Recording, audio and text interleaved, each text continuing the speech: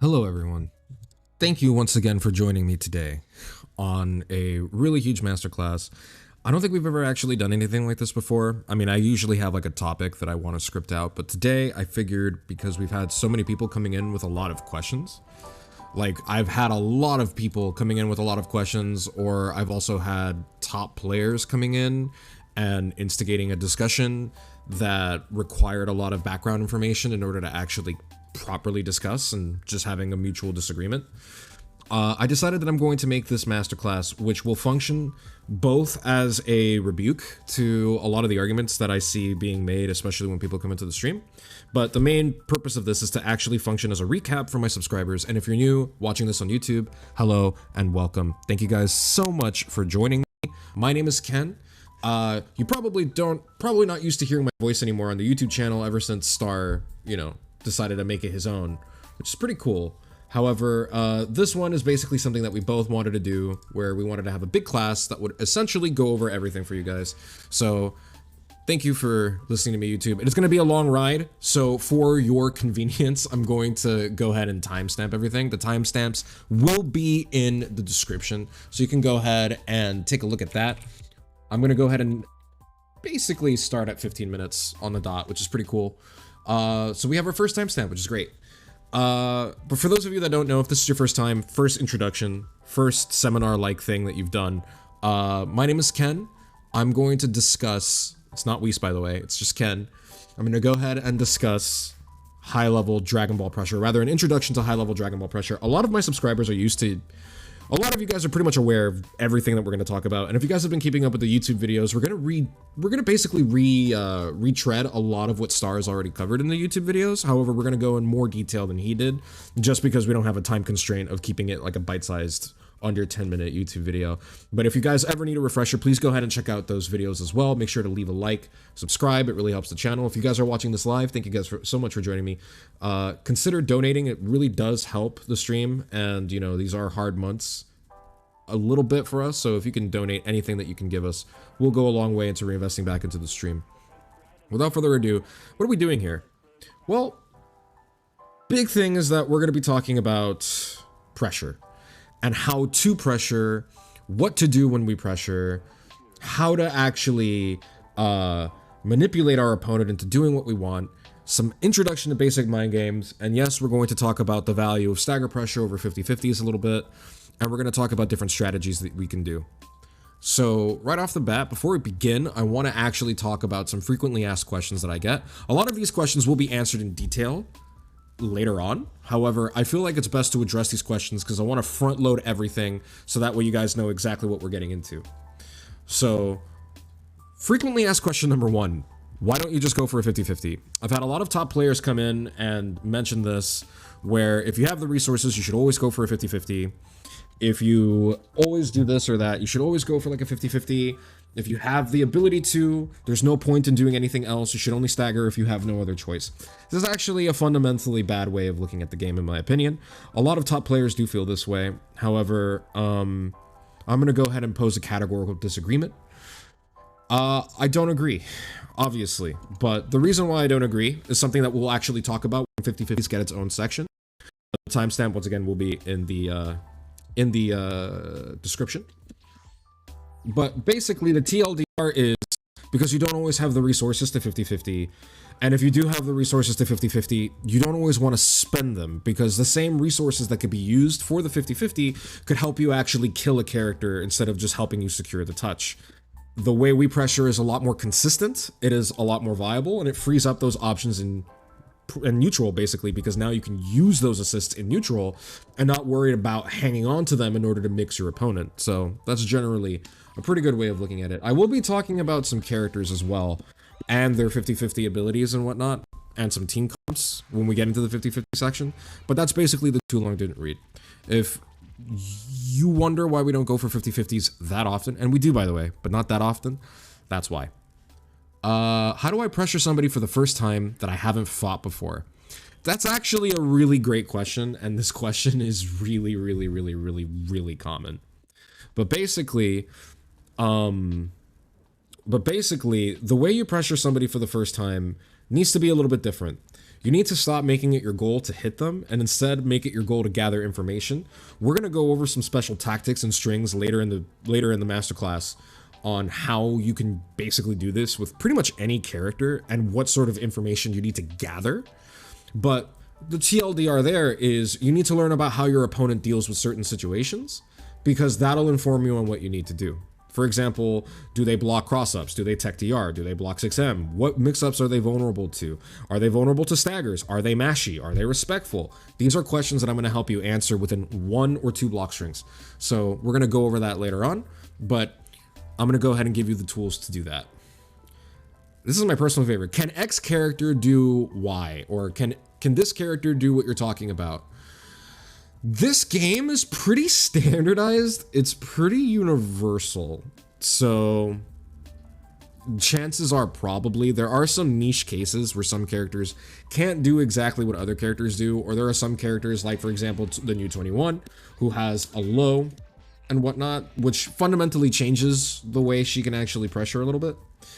We'll discuss that in detail, but we won't go over every single character because I'll just be here. Maybe I will one day, but the chances are yes, or at the very least, the character will have a version of it, so you don't have to worry about that too much.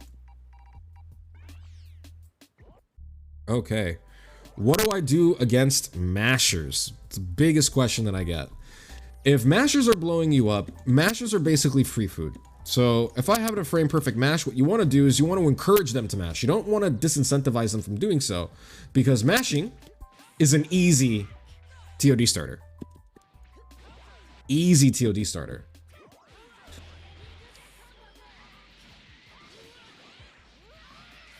And you get the idea.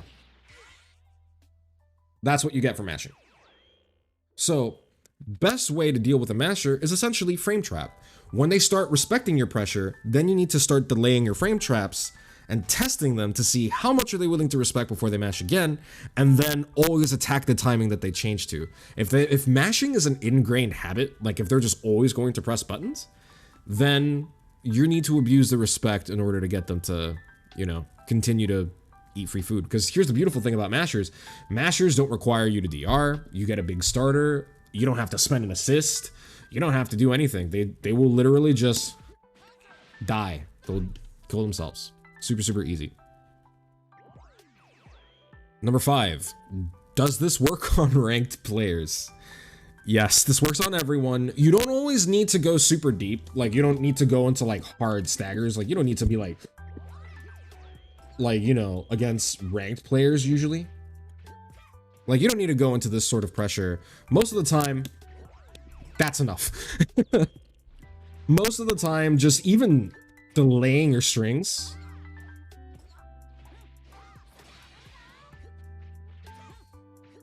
is enough to catch most ranked players. And it does work. If they reflect, then we're going to start changing up our strategy. If they begin interacting with you, then we're going to start tailoring our strategy on what to do against them. But that will be covered a little bit later. But basically, yes, this does work on ranked players. It works on every player. If it works on Wawa, if it works on Yasha, I guarantee you it'll probably work on the person in Majin ranked. It's all right. Okay, it does work, I promise. And the last one is actually a very good question. When should I use mix-ups and when should I stagger? You should use your mix-ups and staggers together, because eventually your opponent, especially if they're smart, is going to realize that there's very few ways to properly escape pressure like the pressure that I'm doing. And you're going to find out why later on. So they're not even going to try. The best way you can make them do it is by introducing a threat. A threat that they can't react to, a threat that they're not ready for. And that is basically it's gonna be what kills them. Because a threat is what makes people want to interact, you know? So if you know that I always like to reset on 5LL, for example, and you know that sometimes I like to frame trap, you're less likely to challenge that frame trap. I need to make you afraid of it. So what if I do something like that, or that, or that, you know?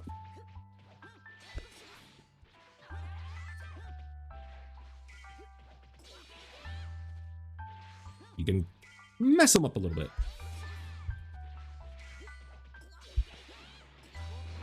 Something like that. You can get a little creative. You can do whatever you want. Now, I'm not saying that's a good mix-up, but you can play around with it, you know? Do a little bit of fake stuff. That's going to be very important in what we cover in just a little bit. Now, for those of you that are here at the end of our FAQ, thank you so much. We have more and more people coming in. Thank you guys for joining me. We're going to now talk about my commandments. So, I had this joke. We call them commandments, but they're basically just little universal tips that you can keep in mind.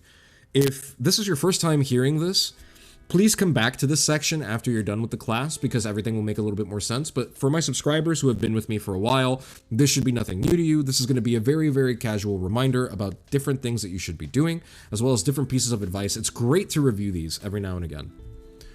Commandment number 1. All interactions except true string 50/50s have a degree of risk. You must learn to accept this risk. What that means is, and it's true, whenever we pressure, you know, like if I do this and I dash reset, I risk getting mashed on. I'm -9. You know what I mean? If I do something like...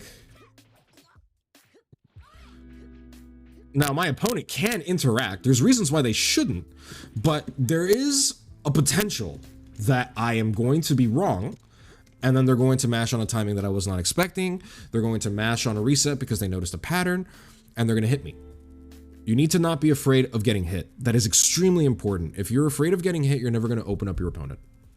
Okay? So commandment number 1 is definitely accept the risk. Number 2, rhythm is important and should be tailored to your opponent. Keep your timings flexible. You don't always want to do the same amount of timings because different players have different thresholds for what they will basically hold. So, let's say I fight a player that will always respect this, right? They're not going to mash. And this is, no matter how much I do, it's not going to open them up. So what if I fight another player and he gets hit by this? Something like this. Maybe a nice slower rhythm. Make it more ambiguous. Or what if they generally are very mashy? They're going to mash reflect. I want to do that so I can bait the reflect. Keep it true so I prevent them from interacting with me before, and then I dash reset to bait the reflect. We talk about this in the YouTube videos, but basically, you don't always want to stick to one timing. Always vary it up. If your opponent is showing you an option, you need to adjust your pressure to deal with that option, and 9 times out of 10, the answer to dealing with it is usually your timing. Number 3, remember to create and abuse respect. Forgetting this principle will create weak pressure. Remember to create respect and abuse respect. Create respect, abuse respect. So how do we create respect? Well, let's say that I don't want them to mash, okay? I could true string or I could frame trap. All right. What if they jump? Or what if they're fuzzy jumpers? Same thing.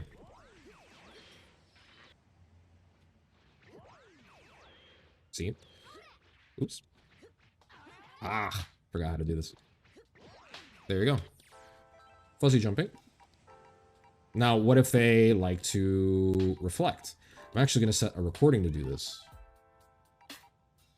We're going to do slot 8.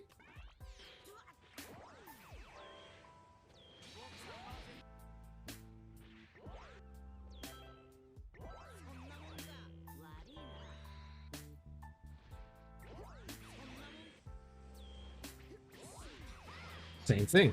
Attack with lows. Because you have to stand to reflect.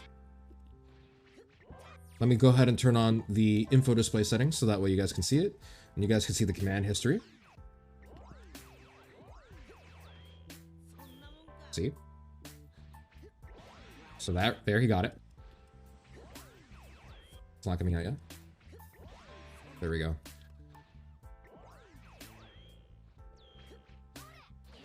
Oof. It's actually hurt to...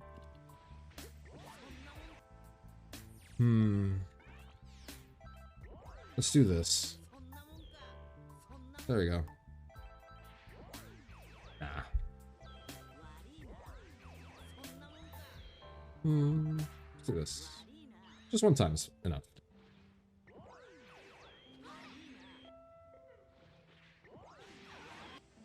It's actually really hard to do. I have no idea how Star did this in the video.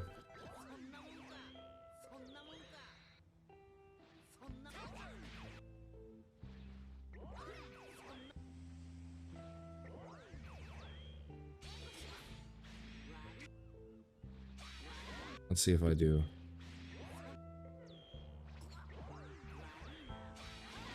What if I call an assist?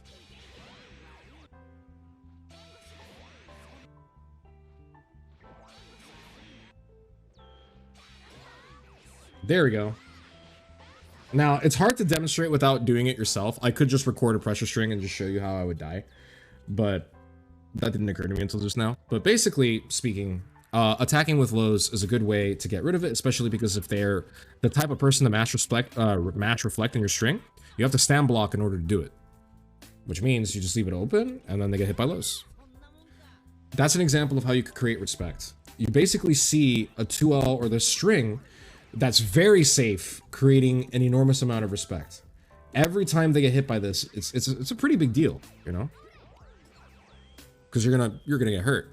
They can't really interact with it, even though they think they can. There's no true block stun, so they can interact with it, but unlike if you were to do a true string, they can die for interacting with you. That is essentially what we want to do here. Okay? So, how do we create respect, abuse respect? Now, how do we abuse respect? Now, once they start, you can start taking some risks because they're respecting you too much. Remember, we want them to mash. We want them to interact with our pressure, so we give them a way to do that. Different ways you can abuse respect. The most common way would be reset. That's not a Gatling. That is a reset into 2L from 5M. So, but people are not going to match that. Why? Because you can also do that, and that is a Gatling. That's a good way to abuse respect. You can abuse respect with fake mix-ups, so maybe not with 21 actually. You know, you could do stuff like, oh, I'm gonna stagger. Oh, you're gonna respect me? Fine. Respect me. See what happens. You know, they can get a little hit like that. You can, you know, cross up. You can fake cross up. You can mix up to bait the disrespect and make them afraid of you. You can even, woo, stuff like that. If you're Kefla, you have a lot of options. So that is the basic flow of all pressure. You want to create respect to prevent people from interacting with you, and then abuse respect and essentially punish them for not interacting with you. Being able to get ahead of that mind game and force your opponent into that vicious cycle is a good way to have them eating out of the palm of your hand, which goes and answers one of the previous questions: is how do I know when to mix and when to stagger? You should stagger to create respect. You should start mixing to abuse the respect and make them afraid of you, so that way the next time you stagger, they're tempted to try to escape because they don't want to get hit.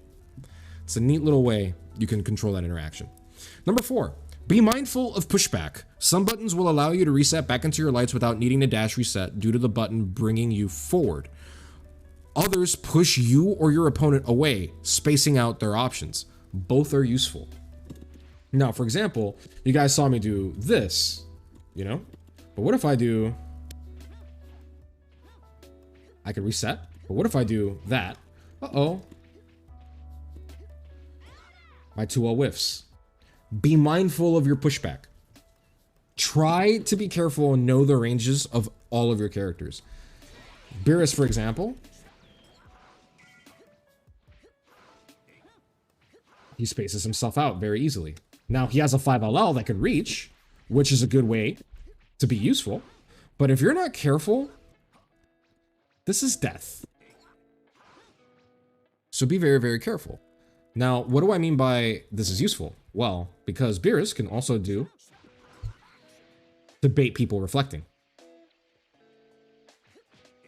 And if they mash, they get hit by the orb, effectively spacing out their options. And I could also do this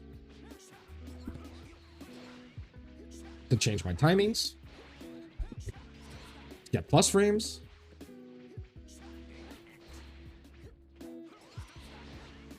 to get nice little cross-ups. So there's a whole ambiguous situation that happens from spacing people out. And if Beerus can do it intentionally, it can get very nasty to deal with because your opponent thinks that they can escape when they actually can't. Be mindful of the pushback. See the pushback of your normals. At what point do they start whiffing? See, that's kind of limited versus, I'm gonna do it with 21 since she's brand new. Oops. She can kind of do this forever.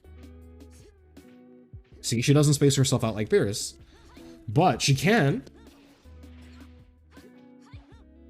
do stuff like this.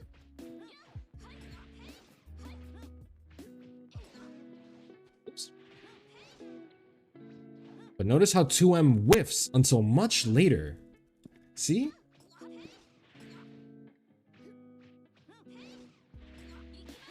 And if I push them back too far back, I can whiff.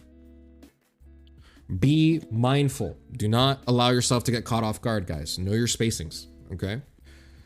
Number 5, do not tunnel vision on a single idea or mix-up. Remain fluid and ambiguous. This is probably the biggest error that I see a lot of my more advanced students do. Not so much people that are new to WTG, but I see a lot of my students, especially my tier 2 subs that I train with. You guys tend to really tunnel vision on an idea. So for example, if you see like, if you know your opponent gets hit by cross-ups, stop always relying on cross-ups. Like every time you win neutral, I see someone go, okay, I'm gonna cross up. Oh, they get hit by cross-ups? Cool, I'm gonna cross up again. Oh, now I'm gonna cross up again. And then it becomes your only mix-up. But the problem is that when you do that, even if your opponent doesn't necessarily react to the cross-up, you're gonna get 2H'd. They're not stupid. They just have bad reactions, but you're giving them something to expect. And when they know that you're desperately leaning on that option, they can kill you for it. You can die for it. And who here has had an opponent? Press 1 in the chat. And I guess leave a comment on the YouTube video. If you guys have ever had an opponent that you were fighting and you were hitting them with the same thing over and over again, but then halfway through the set, they just started reacting to it and you couldn't open them up again. It happens. It's happened to me. It's happened to you. Do not over rely on one tool. You must remain fluid and ambiguous. So if you have the tendency to do, oops,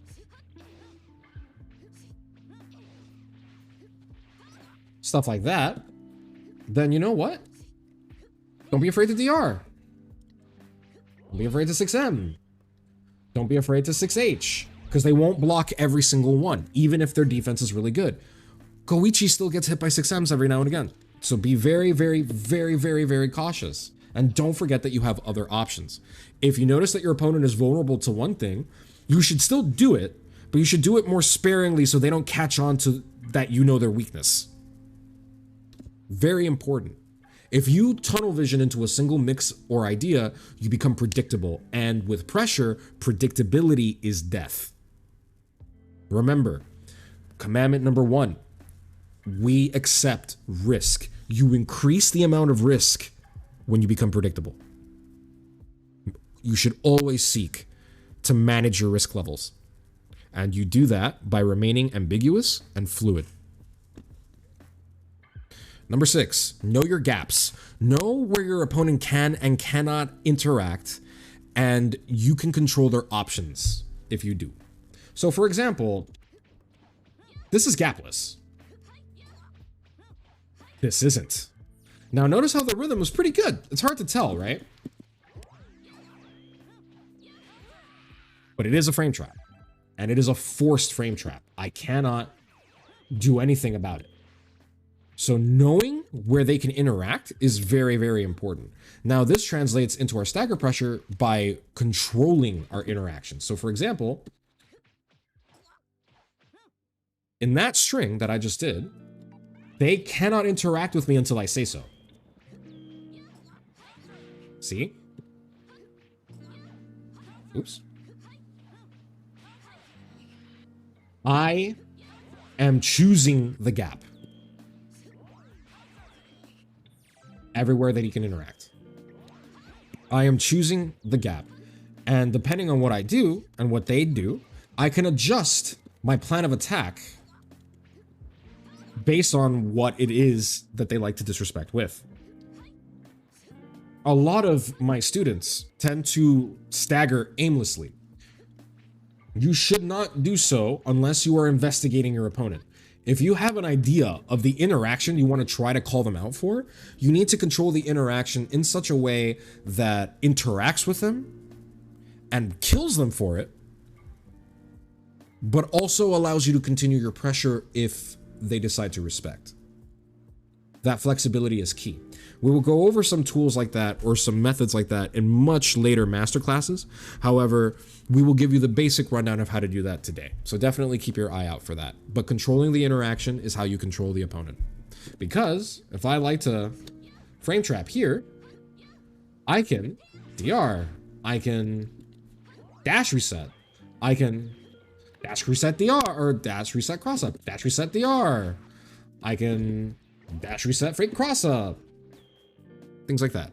Control your interactions, guys. Number 7, know your gatlings.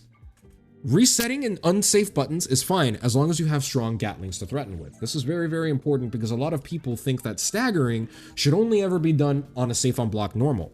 But let me ask you this. If you know a button is safe on block, why would you challenge it?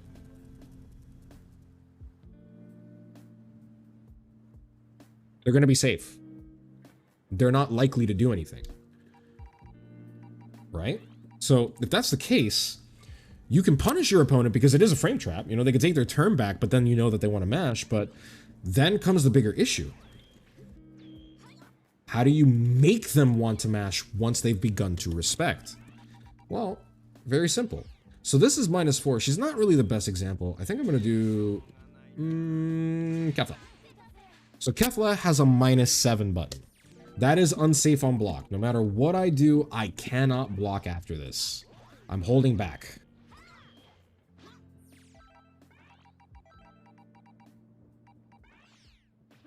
See? I cannot do anything. If I do the same thing on 2M, I'm fine. Nope. 2M, fine. So, if I want to stagger my opponent, this is actually a good button to stagger with because it makes them want to press and get hit by 2M. And like I mentioned earlier, oops.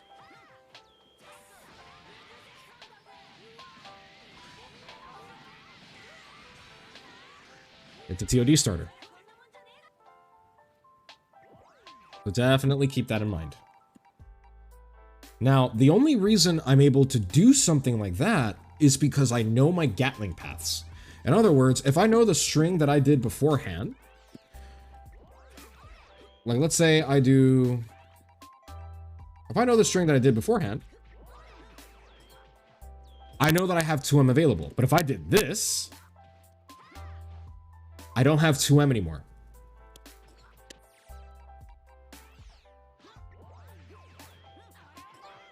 I have 2M there, but if I do nothing, I can't attack him. I can't kill him for that. And as a result, my pressure begins to collapse because it gets weaker. And my opponent's also going to be keeping track of my options of when I use my lows and whatnot. So in that regard, you need to keep track of your Gatlings. Now, you can reset on 5H if you want to, because 5H is a safe pushback. This is also important for knowing what to confirm with. This is very important for knowing what you're going to confirm with. Because what you confirm with is just as important and determines your reward. Very, very, very important. So if I do, oops. See, I have access to 5M there. Very important. I have access to my Gatlings. Knowing what your Gatling options are very important. Especially if your character has weird normals. For example, this is very unsafe on block. This is -8. It's worse than Kefla. Okay? This is -9. This is -17. This is -5, so it is pretty safe. But this, not great. This is -4. So if I know my Gatling options, though, I can make this safe. Because you might be thinking, oh, I should never use this in the block string. Well, I can't go into my L's. I can't go into my M's. But I can go into my heavies. And I can go into my special button. And I can go into my actual specials. How can I use this to my advantage? Well, because now you have something to create respect with. Oops. Oh, right. He's gonna mash. Let's see if I can find. There we go. Now that's a pretty big starter. That's a 5H. I can also, and then from there, I can probably convert. I also have that special, which frame traps, and gives me a full combo.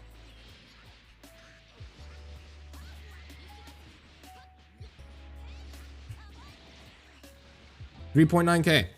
Not bad. Not bad. Almost 2 bars. Pretty nice. So you have a lot of options here, and you could probably even push that. Knowing where you can go is what creates respect, because if they start mashing on this, can I manipulate them into mashing? Yes. Also, if they get hit by this, they die. Because that special is a medium scaling starter. This is called having a threat. If you have a threat and you know what you can threaten by... If you know what you can threaten from everything that you reset on, you can condition respect. Because if Bluku gets a light starter, he's going to have to side switch back into the corner. He's probably going to lose his knockdown and spend a bar. At the end of the day, I might be losing maybe 4K. Because Bluku's a fairly high damage character. Meanwhile, if he disrespects and he's wrong, he dies. Hell, even if I do the EX version, what if I...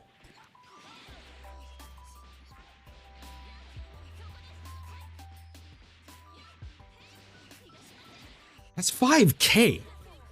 That is his health bar. And I'm meter positive. A little bit. At the very least, meter neutral. 51-51. The reward is not in Bluku's favor to mash there. And that, my friends, is how you get people to respect -8 buttons. Pretty cool. Number 8. Use your lows to disincentivize reflect and reversals as they require an input, or they're required to input a direction that isn't blocking. So what that means is you can use your lows to attack your opponent if you know that they like to reversal, like if they have a DP, or if you know they want a level 1, if they have an invincible level 1 or level 3, or if they want to reflect because they all require either a 2-3-6 input, 2 is not blocking, or they require a standing input, which loses to the low. Either way, you're probably going to catch them inputting it. Very, very, very good way, very good tactic, especially if your character has a lot of lows, to disincentivize your opponent from disrespecting. If you have a low 2L, this is the value of having a low 2L. 9. Universal mix-ups are more than enough to deal with most players. Do not become over-reliant on 50-50s or expensive character-specific mix-ups. What that means is you don't always have to 50-50. Because even against the best players in the world, I don't care if we're thinking about Wawa, I don't think if you're thinking about like Goichi, Fenrich, if you're thinking about Nitro, if you're thinking about any of these top players, they're going to get hit by DR. And they're going to get hit by 6M. They're even going to get hit by 6H. Now, will they block it a lot of the time? Of course. They will have a higher degree of blocking it than the random Joe on ranked. But they will still lose to these typical interactions. They will still lose to these universal mechanics. It's okay to use them in conjunction with your mix-ups. Do not become over-reliant on your character-specific mix-ups and give up on tools like DR just because your opponent teched it a lot. I see this happen a lot when my students fight underrated T, who techs a lot of DR. If he techs a lot of DR, don't stop DRing. Eventually one of them will hit. But that doesn't mean only rely on DR either. You know, don't be afraid to 50-50.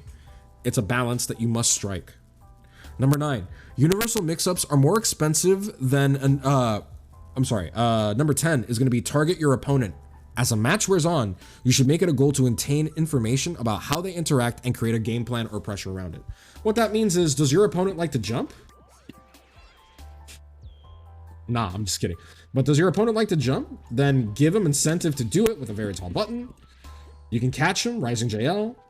If your opponent has a mashing habit, space him out.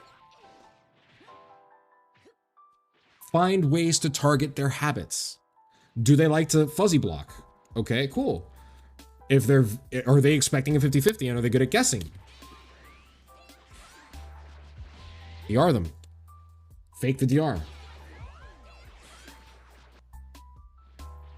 Do they react to standing overheads? Do they react to heights? Target their weaknesses and exploit them, guys. Very, very important.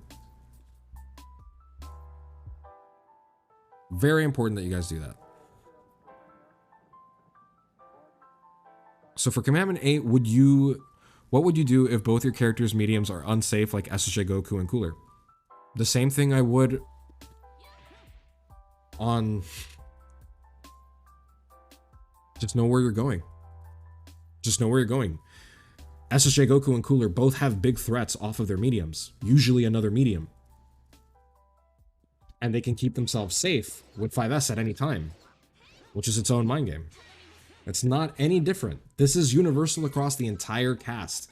Every character, even the Gogeta, even Blue Gogeta, who has terrible frame data, even Broly, while they do suffer because of their frame data in completely different ways, they still have a lot of ways to condition respect.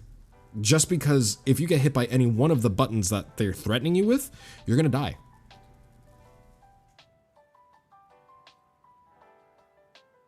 Now, all of these commandments are going to be explained in great detail, but they do offer a pretty good guideline when you're learning pressure at this level. So I recommend once you guys finish this, you go back. You go back and take a look. So now we're going to cover an introduction, a true introduction to pressure, which is the mindset for pressuring. The mindset for pressuring is incredibly important. You need to know what you're doing, and you need to know what you're trying to accomplish, and you need to have the right attitude about it, because pressure is essentially, at the end of the day, a big mind game. It's a tug of war between you and your opponent, and your opponent's not going to be incompetent. If you're fighting an opponent that is of equal skill or has understanding of the way we pressure the way you do, chances are you're going to be entering a big tug of war, and it's going to be who can control the other person. Now, developing the right mindset is absolutely key. You need to think about basically what your opponent is doing. And basically, we touched a little bit about it before with the create respect and abuse respect. The number one thing to accept, as I've been mentioning a lot now, is you need to accept that the way you pressure is always going to carry risk. A lot of people don't realize this, but this is a 50-50. I can get 2H for that.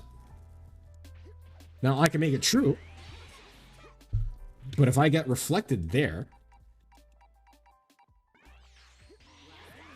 I'm minus 14. I can eat a 2M TOD for that. So does Kefla not have a true string? Nope.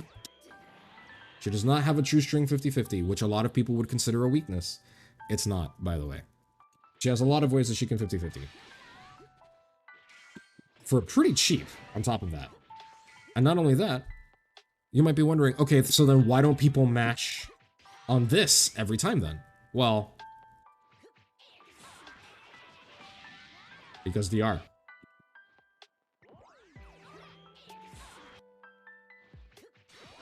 Oops. It's very hard to do with a very fast assist. It's like, yeah, I'm not even gonna try it. Point is, you can, if you have like a slightly slower assist, like for example, if I do like Beerus.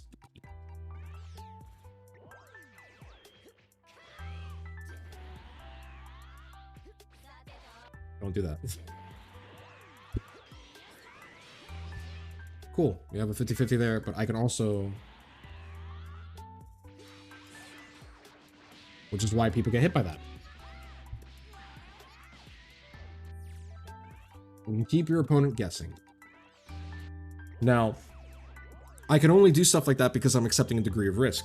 I can get mashed on, I can get reversal double 3'd, I know what risk I am assuming every time I do something like, shit, on our bar. Every time I do something like this, or every time I do something like this, or every time I do something like this. For example, a lot of people talk about how Kefla, you know, the 6H is reactable and they wish it was faster. Not only is it reactable, guys, I can get 2M'd here.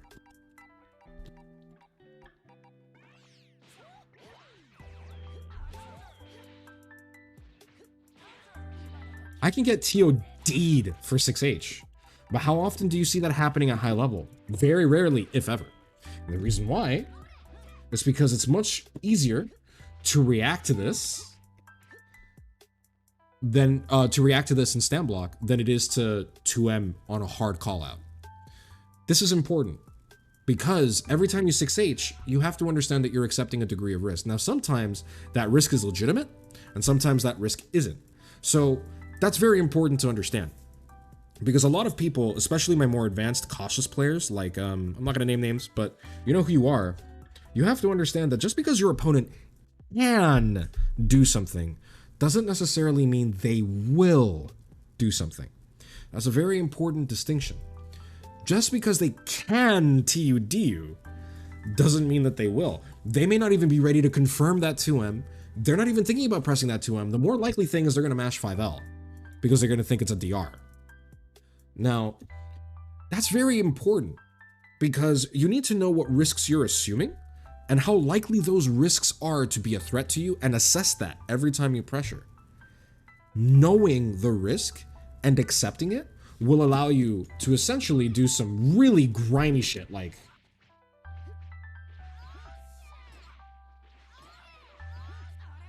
that. Oops. Oops, not that. You do that. It's what allows Beerus to do. Now, that's a far distance, but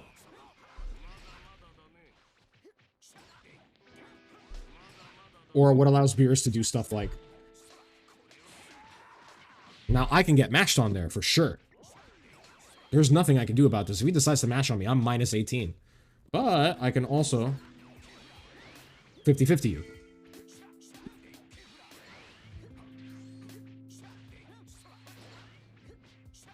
And if I want to be really mean, right?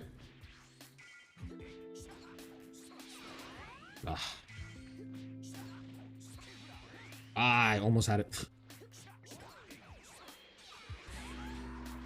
That's mean. And of course, and you guys get the point. Big reward. So, doing little stuff like that, creating respect, abusing respect, I can only do that if I accept the risk of potentially getting TOD'd or the risk of being wrong. There's a lot of things that my opponent can do there that if I'm not ready to control, I can die for. Now, the same goes for them. I often talk about accepting a degree of risk when it comes with pressuring, but if you're defending, and this is the thing that gets lost in the conversation, especially when you're discussing the risk that comes with staggering when a 50-50 is so much safer. Your opponent also assumes, most of the time, a bigger risk interacting with you than just simply blocking. This is why I often tell my students, just block. This is because while you can interact, doesn't necessarily mean it's safe for you to do so. And when you're blocking, it's also your opportunity to gain information on the way your opponent pressures, which allows you to disrespect them more intelligently. But if you don't know how your opponent likes to pressure, or if they're sufficiently ambiguous, you're gonna die. If you think you can reflect when you can't, if you think you can super dash them when you can't, if you think you can mash when you can't, if you think you can level 3 when you actually can't, you will die. Your opponent is a master, or if you're blocking and your opponent has pressure and they've mastered WTG, they watched all the master classes, interacting with them is potentially suicide. Unironically, you might as well toaster bath yourself in the game. This is very, very, very, very important because risk flows both ways. You must accept that there is risk as the pressurer, but there is also risk as the defender, and you need to keep that in mind. Now, this is an introduction to the high level mindset that you need to have. but we've already talked about some common mistakes as well.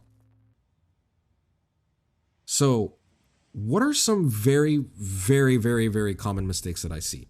Because this is where the area gets a little bit controversial. So I'm actually going to pull up a VOD for us to watch. That's the video, guys, by the way, if you want to listen to this playlist.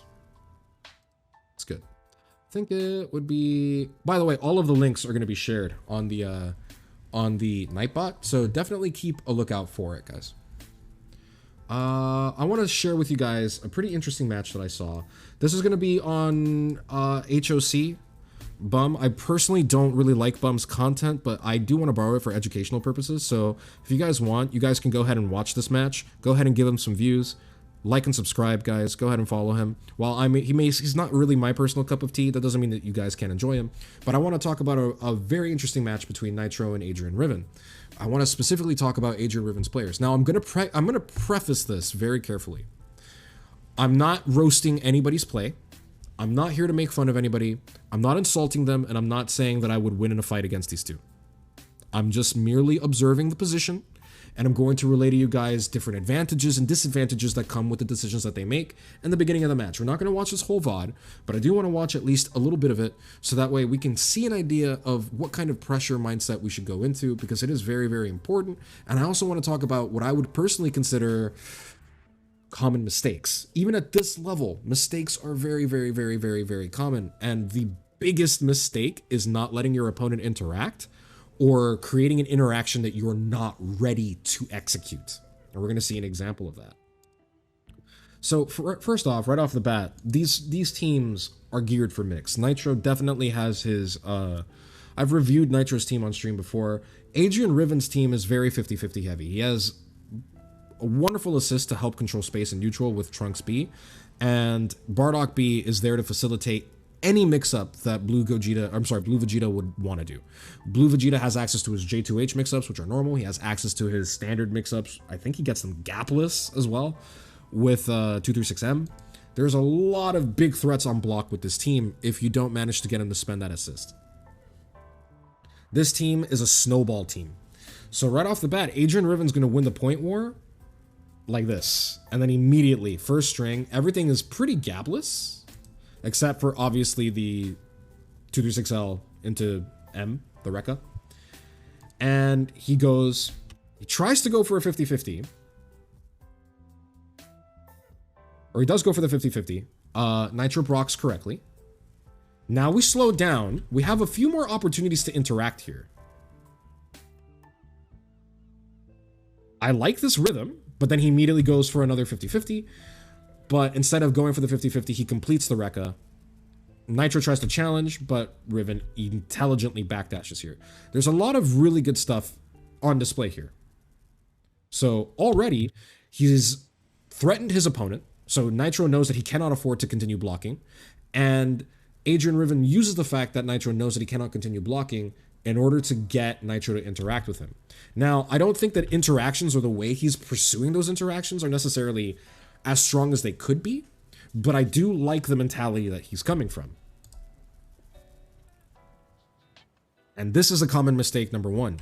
Always be ready for your opponent to interact. If you throw out a button, you gotta believe. You have to believe in your pressure, which goes to the mindset. Not only do you have to accept the risk, you kind of have to believe in what you're doing.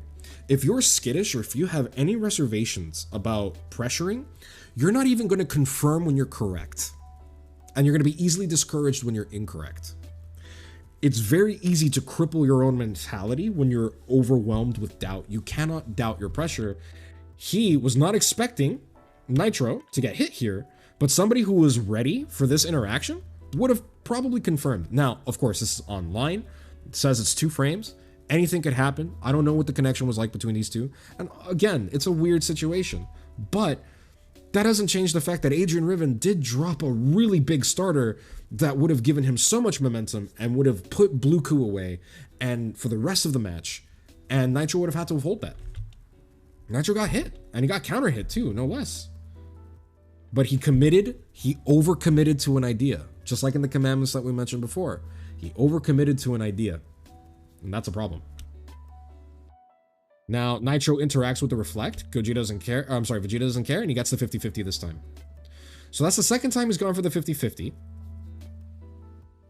No doubt Nitro's getting antsy. He wastes the assist, but now he has no threat. There's no threat here.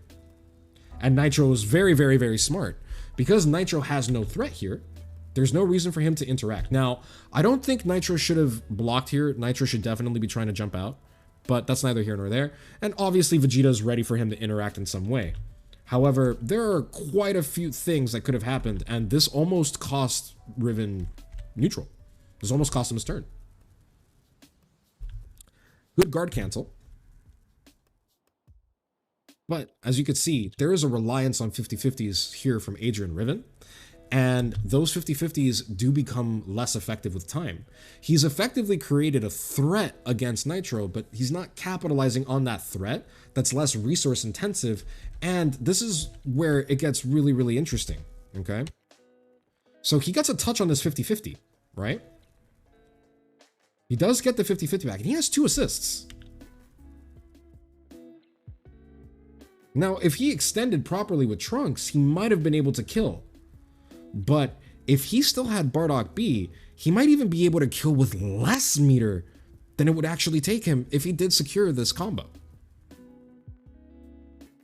So not only would he have, if he managed to just open, let's say he opened Nitro up with a stagger, not only would he actually still have an assist necessary to open him up, I'm sorry, not only would he still have an assist, but he would have an assist that would help him cover this Oki situation and put Nitro in another 50-50 on Wake Up. Like, a whole bunch of things could have happened here. If Bardock B was still in his pocket, he would have had far more options here to guarantee that Bluku died. Not only that, but the way he would pressure here, right, would be a lot more resistant to guard cancel if he didn't go for the 50-50. Like, what if he just did 236L stop with no intention to call Bardock B? And then Nitro decided to guard cancel. That's death. Or he could backdash, bait the mash. Like, there's a whole host of options that Adrian could have gone for to court Nitro into disrespecting him. But he didn't really go for that and instead banked on the mix, which allowed Nitro to get a bleeding character that should have been 2-touched out. And that's a character that's Bluku, which means that his team is still intact. He still has damage. This is a far less secure position than it would have been if Adrian Riven was a little bit less reliant on the 50-50. The first 50-50 was fine because he used that threat to open up his opponent, but he should have continued to use that threat a little bit more and make it ambiguous whether or not he was going to 50-50, because there's no doubt once Bardock B is up that he's going to go for the 50-50, which would make Nitro and anybody fighting him in that position very comfortable with guard cancel because, of course, he's going to 50-50. He has Bardock. Remember, another element of pressure and the mindset of pressure is ambiguity. You want to be ambiguous. You don't want your opponent to know what you're going to do. Anybody fighting him, if they see Bardock B, they're like, yeah, he's probably going to mix. And they would probably be right. But if Adrian Riven decided to use the threat of, basically, it's like, oh yeah, he's going to mix. And then if Adrian Riven was like, am I really? That creates a very different situation that Adrian could take advantage of to get ahead of the mind game and essentially keep Nitro guessing. That would be a fantastic way to control your opponent. But unfortunately,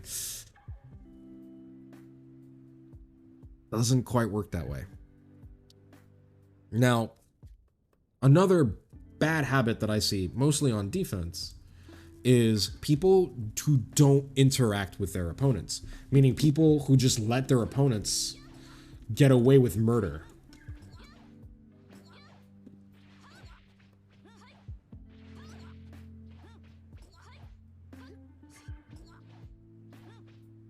Because the more you respect, you leave yourself vulnerable to fake stuff. Anybody can disrespect this 50-50. This is not a real 50-50. You can disrespect this. But if you're the type of person to respect, you're going to get killed. You're holding a 50-50 you don't need to hold. And vice versa. If you notice that your opponent is respecting, You need to abuse this. If you see somebody, I'm sorry, Crash. If you see somebody doing this, you need to murder them for it. That's how you get ahead of the mind game. Now, another common mistake that I see, which is very, very important and talks about the mindset, I think, is 6M. Most people forget that this is even an option. 6M has a big advantage. I like to use 6M as a rhythm check, where can I make 6M feel part of my string?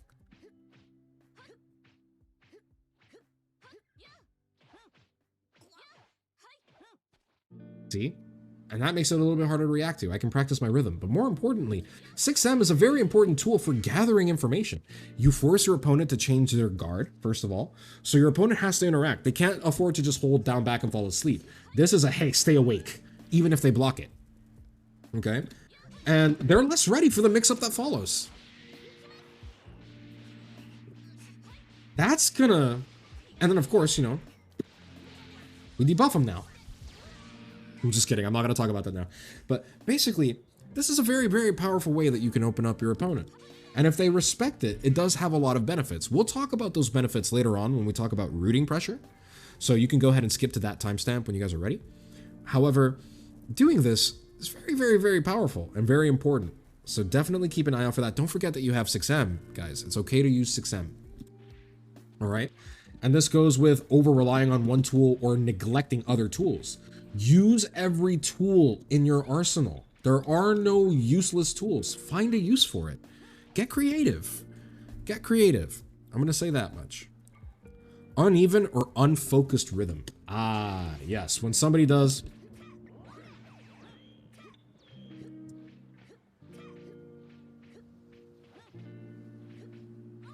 This seems good because it seems like it's what I'm doing, but I'm not. Because what I would actually do would be... Not that, I'm sorry.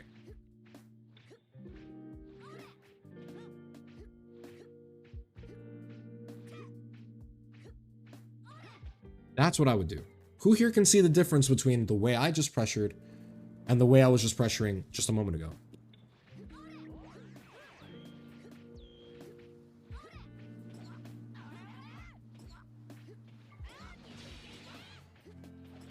The way I'm pressuring here is very aimless. It's random. Not necessarily random in what I'm doing, but random in that if I'm pressuring, I'm not really sure what you want. I'm not sure if you're going for my mash. I'm not sure if you're going for me to reflect, if you want me to interact with you. If you don't want me to interact with you, it's kind of all over the place.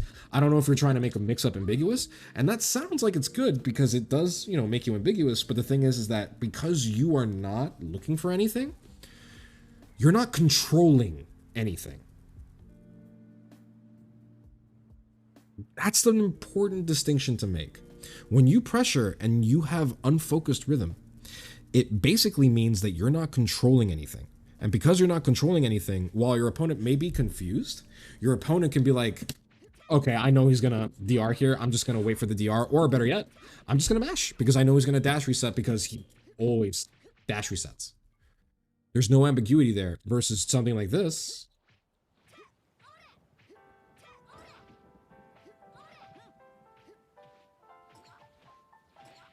It's hard to tell what I want. Now, what I want here is to bait my opponent into mashing. This is how I would pressure somebody if I felt like they would mash. That would kill any attempt at mashing. Now, the reason why I know that is because I do this string all the time on people, but more importantly, there's a focus and there's a clear goal there. And if my opponent knows me or if they know the way I pressure, then they know what I'm trying to do. Which means that while they may reflect, they may do anything, if they're smart, they're not going to mash. And if they don't know, they're probably going to mash, which could be a bad thing.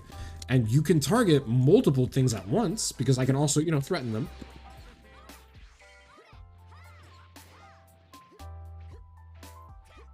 Just like this. Having an even, focused rhythm with an intention goes a long way in making your pressure significantly sharper. and it makes it a lot more difficult for the opponent to do anything because they know that you are in control of the interaction. If you pressure in an unfocused way and they know you're not controlling the interaction, they can just safely block you and react to whatever you want to do, or they can disrespect you because they'll notice things or patterns in your block strings or in your pressure that maybe you're not even really consciously thinking of. Poor rooting. This is another one. This is whenever I see somebody do 2M before 5M with Kefla, or never 5M with Kefla at all,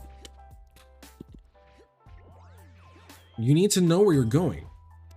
If I see that they don't know where they're going, like if they do a mistake like this, I'm gonna 2M when I see 5H again, because I know that they're not exactly sure what they're supposed to be doing off this button. Poor rooting, especially if I know the character, is the easiest way to determine how and where I can disrespect my opponent, because they're likely not thinking about it. Always keep that in mind.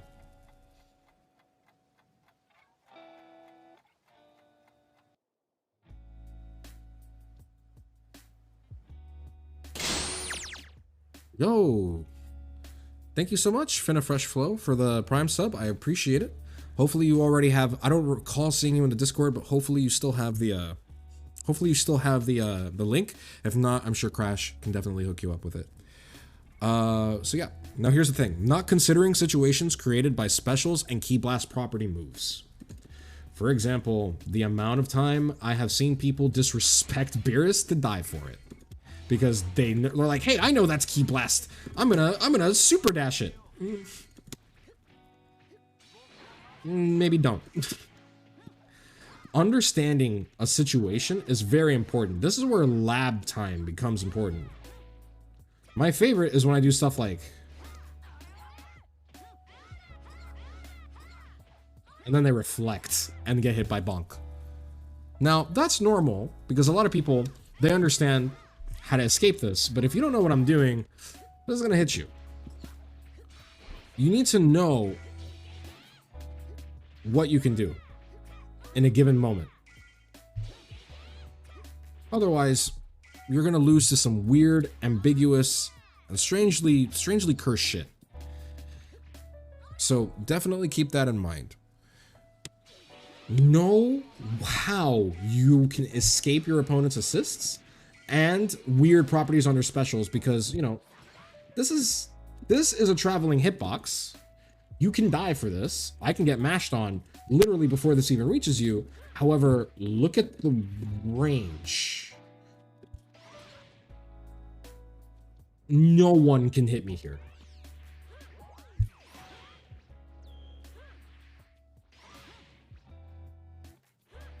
That is considerable range.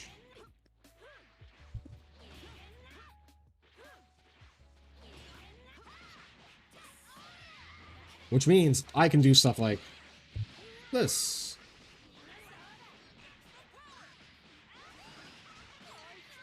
$5.3,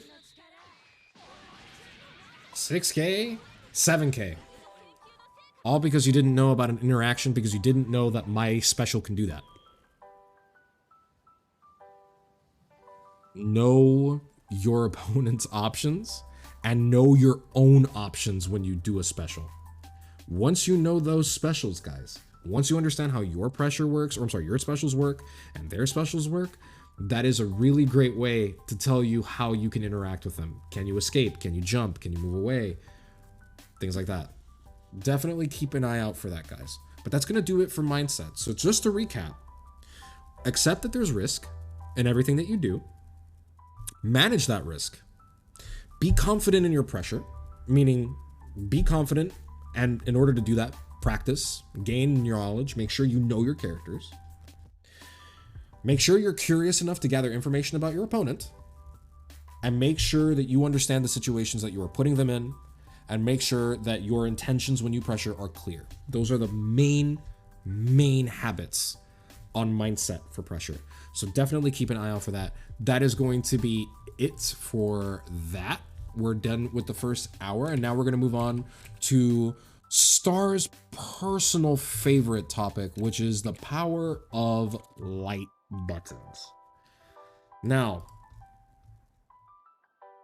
Light buttons are very important. Having a solid and strong light is incredibly important in this game.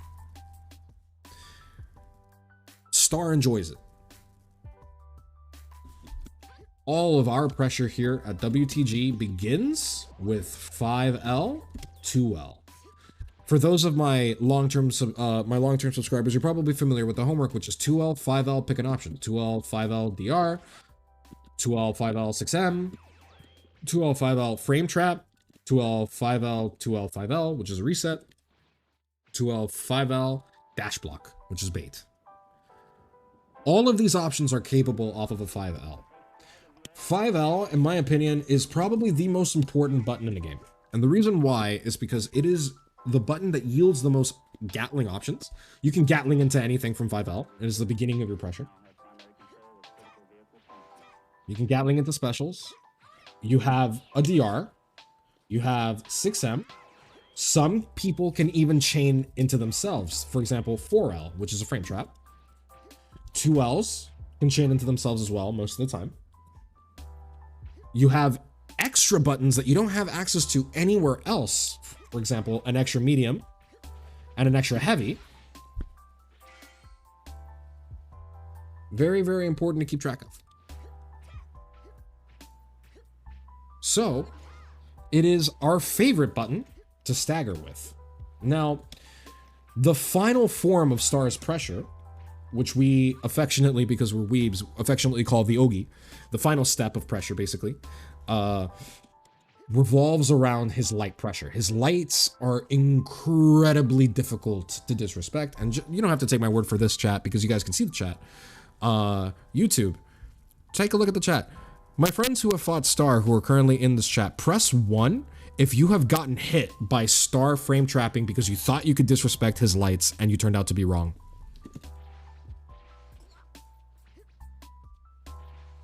Instead of putting a 1, put up a get in the chat, actually. In honor of Star.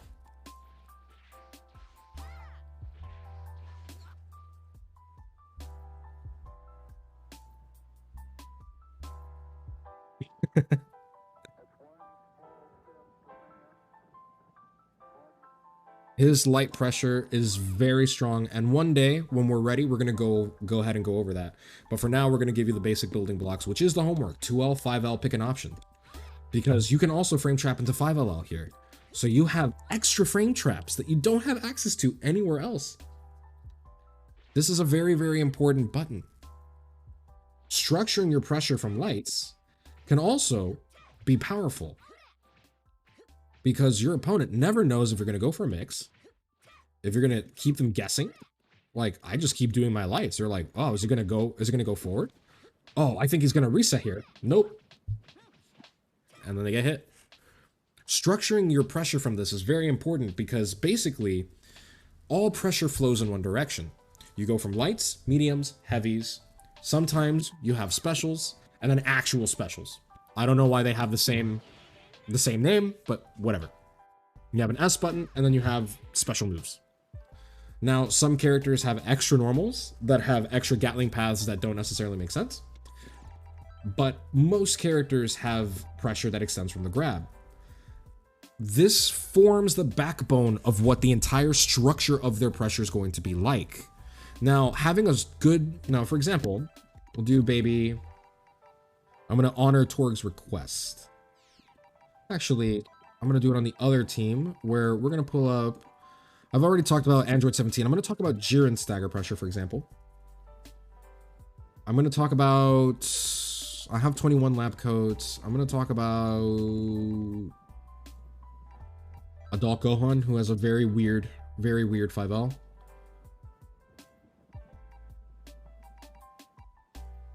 And Goku Black. Nah, I don't think I want to do Goku Black. I think I'm going to do Del.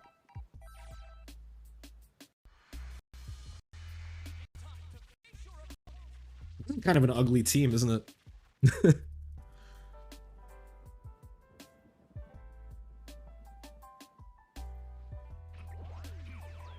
So, a traditional block string. light, light, medium, medium, heavy, special. You can also vary it up by doing that if you want, but it's all going to be the same. Assist, reset. Now, here's the thing. Having a good, we'll talk about rooting pressure in a bit, but having a good 5L can make what you do very ambiguous, just like I am right now.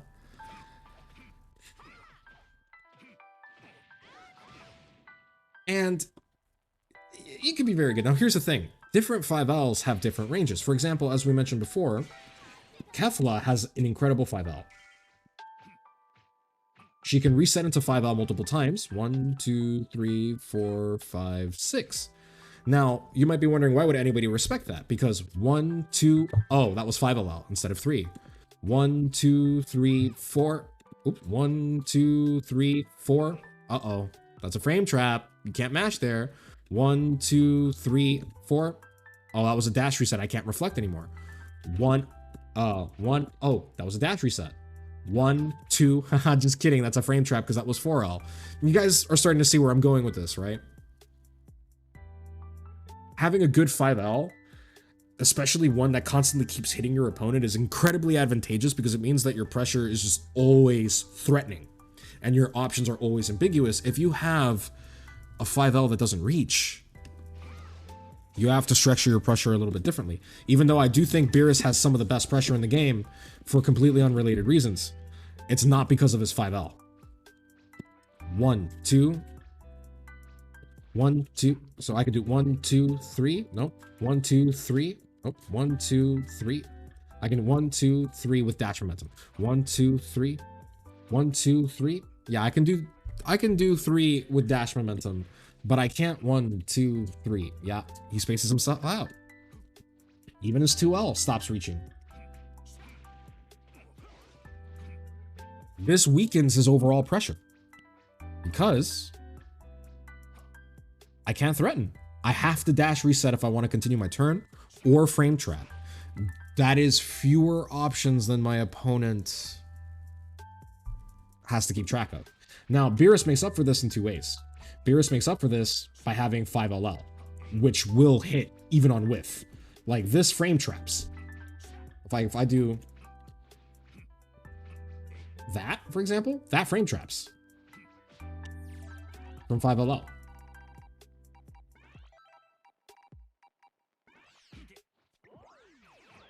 See? But that's not the only way he makes up for it. He makes up for it by doing that, which is -1, which allows him to dash up, or which is +13. So if they try to reflect this, that's fine, because I can do this. Or if they reflect that,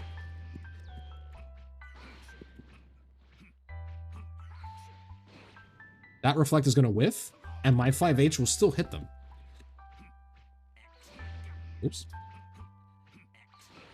I'm sorry, my 2M would still hit them. I have to dash a little bit forward.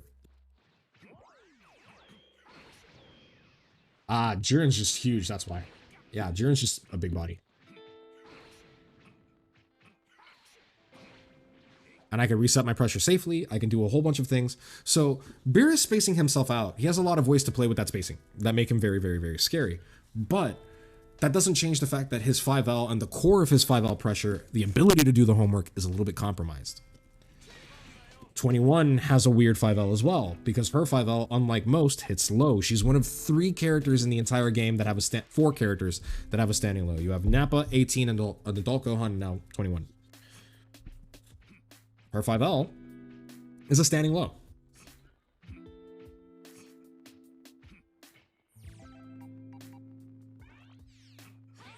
Now, that's important because there are certain properties that suck. For example, she can do a standing low mix-up, so if she does Super Dash, she can 5L, which is a little bit more ambiguous. So even if you... It's kind of hard to block and kind of hard to see. It's cool. But here's another issue with her 5L that doesn't apply to most other 5Ls. the 6M situation. When you 6M, you're even on block. Now, most characters, like Kefla, for example, will catch your jump. See? Even Beerus will catch your jump. 21 won't. And if you overcommit, you saw her with 5LL underneath Jiren, right? This is a very dangerous situation because now they can super dash punish me. They can call an assist. It's not a fun situation to be in. Now she does have ways to make up for it. For example, oh no, she can't even, hang on. Nah, she can't. She can't deal with it. Never mind. So that 5L kind of sucks. If you block 6M, just jump. But if you mash, she also has a tendency to trade. See?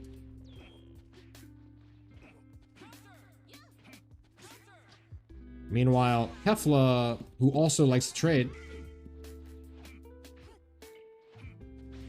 can clash. Yes, this is what Shanks was talking about. And I understand it because I play 18. And I also play Adult Gohan. I feel his pain.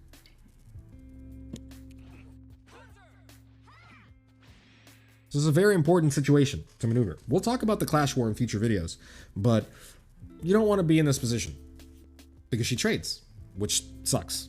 It weakens your overall pressure. Now, don't cry for 21.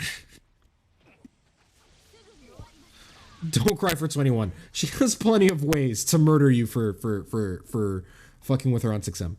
But that's neither here nor there. And hopefully that gets patched out. But, you know. Nonetheless, having a low 5L is something that you have to deal with. She also doesn't have a 4L, unlike Kefla and Beerus. She can only reset into her lights. She does have a 2L, and her 2L reaches unfathomably far. Like, this is so far. She has a very far-reaching 5LL as well.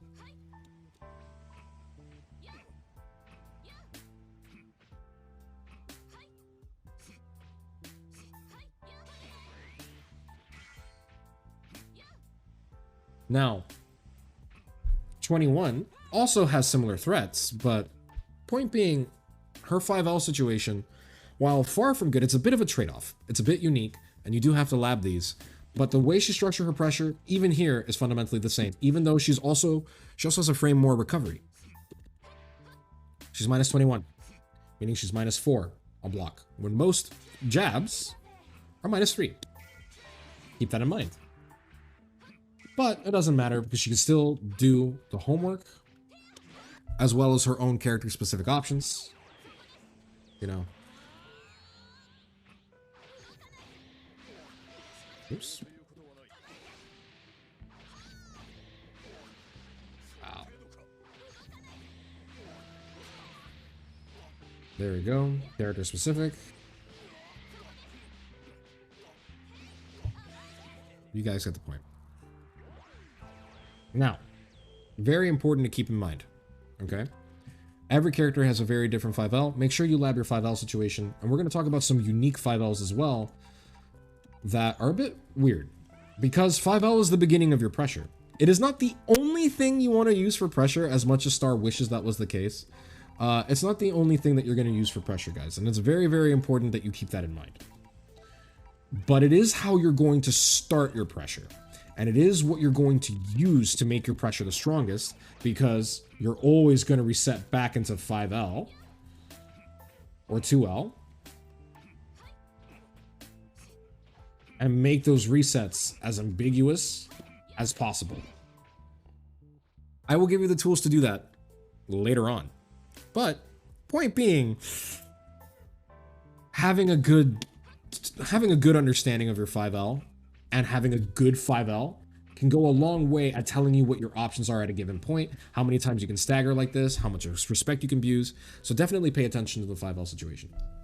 Now, What makes these characters pressure strong, all three of them on the left side, on the red side, is that they also have strong pressure outside of their lights. They have strong medium pressure, particularly Beerus, despite the fact that he can do, you know, oops. Because he has beautiful cancel windows despite being minus, and his 5M pulls him back, which allows him to really abuse respect. And he has threats that can be very fun. 21 does as well. So what's up with these characters on the right, on the blue side? Why did I pick them? Well, they're not all bad, but they are all weird. Particularly Jiren. I'll talk to Jiren in a bit, but basically consider Adult Gohan. His jab is unique. He hits twice. The first one's a low, which means, and the first one has very, very low range, while the second hit has a pretty decent amount of range. He also has a 0 on block 2L. His light pressure, his 2L, 5L situation is fundamentally very, very different from the rest of the cast. This has the liability to whiff, but it also has more block stun than other 5Ls, because it is minus 27 on whiff, where the others were minus 20 or minus 21 in 21's case. He is more advantageous on block than every character on the left side. It is minus 2, which means he can truly dash reset for free, and you cannot punish him if he dash resets. He also has a 0 on block 2L that hits mid, but is also medium block stun, which means the cancel windows are very egregious.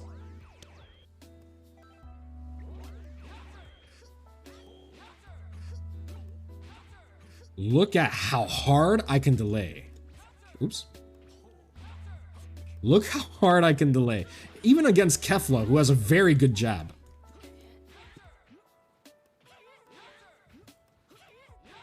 Look at that. That is a hefty delay. So, what does this mean for Adult Gohan? Can he do the homework? Yes, he can. He can do this, but it's not as advantageous to him. The type of pressure he's going to want to do is this. Because it creates an enormous amount of space, and he likes spacing to facilitate mix-ups.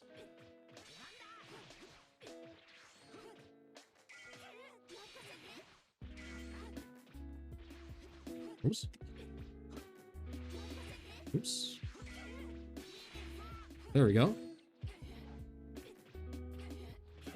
So, and he can dash reset for free, which makes DPing him very difficult. He can also space himself out. Because of the spacing, even though his 5L situation is a little bit different, meaning his 6M, he has the same problem as 21. They can just jump out of his 6M pressure. He could also do this, though.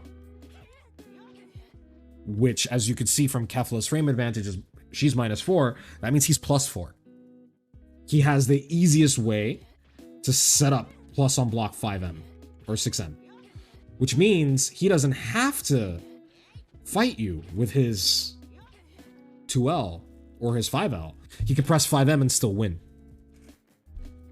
Now, even if he isn't plus, can you really tell the difference in that minute difference in timing if you're not looking for it?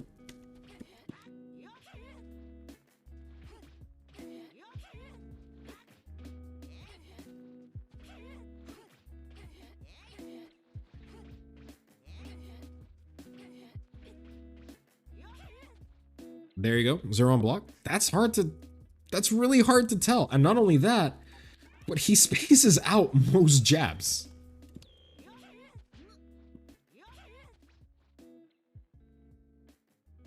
And if you whiff in front of him, you are in range of his 5L now. That is an example of a character whose 5L situation, because his 5L is unique and his lights are unique, his light pressure is fundamentally different from the rest of the cast. We will talk more about how to figure that sort of stuff out in the next section, which is going to be on rooting. But you can see that the homework situation, while it is universal, for him is a little bit different. You need to master your 5Ls, guys, especially if you're going to play these different characters. Now, the most common character here is, oh, my bad, is going to be Videl. God damn it.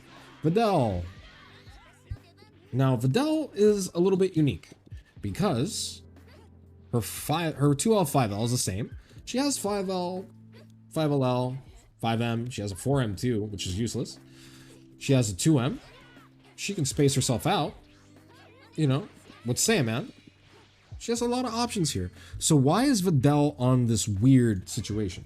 Or she's going to be useful in rooting, but remember, she has extra normals that she can attack you from. The biggest one is 6H. 6H, frame traps from her lights.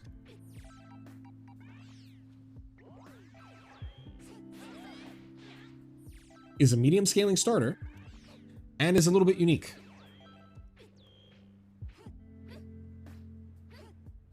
Because it's a heavy, she can't cancel into 2H, and she can't cancel into 5H.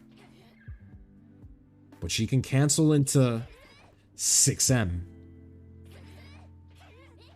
at any point. After the first hit, second hit, third hit. That's kind of nasty because most people stop looking for 6M once you get to your heavies.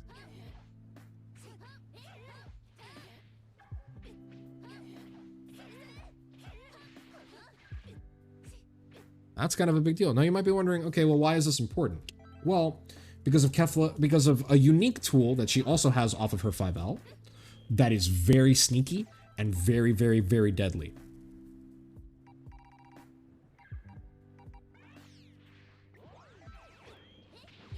She has a 20 frame command grab that hits overhead. And it looks like 6M. So, while she does have a 2L, 5L situation, she could 2L, 5L DR, 2L, 5L, 6M. She could also 2L, 5L grab. And if she really delays it because she notices your reactions are a bit late, she has big reward off of that confirm.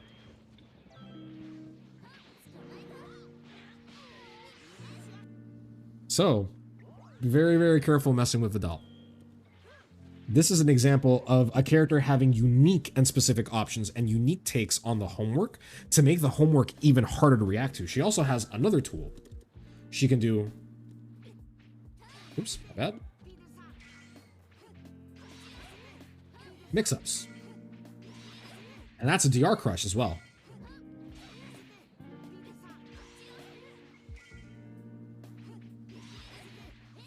Which means she can probably, if I do Jiren,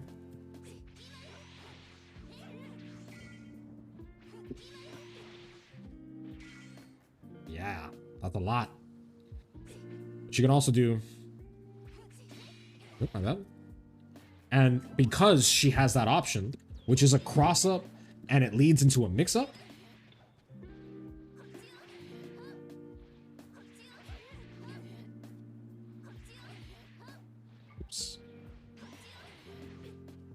and it leads into a 50-50 actually.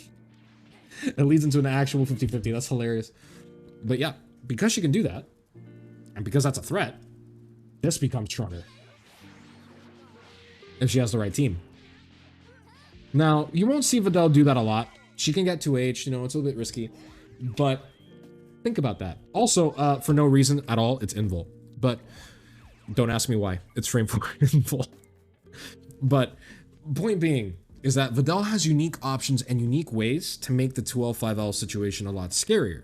So if this is where you guys are at in pressure, think about your team and think about what your characters can do with 2L, 5L and how they can make the different options that every character has on 2L, 5L even more ambiguous or harder to deal with. Very, very, very, very important. Last but not least is Jiren. Now, you might be expecting me to praise Jiren. I actually think Jiren's pressure is one of the most overrated because this is a medium, but the problem is he doesn't have the best pressure afterwards. This pressure is good, but it is also vulnerable to disrespect in a way. Like, you have to rely on this very, very hard. And, you know, if they do respect, he doesn't really have a big threat. That is something that we haven't talked about. The other characters have a big threat. You guys saw it with Adult Gohan. Adult Gohan can call an assist. Adult Gohan can space you out.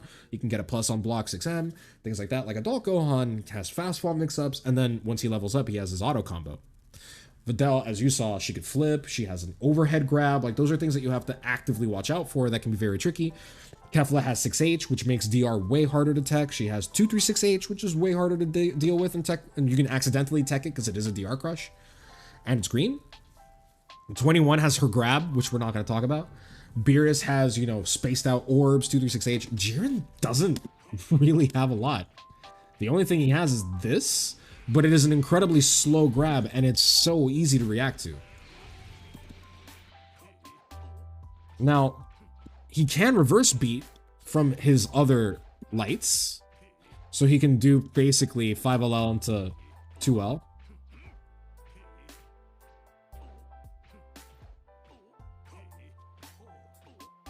By the way, if you're a Jiren player, this is what your pressure should look like. Wow, his jab actually spaces him out.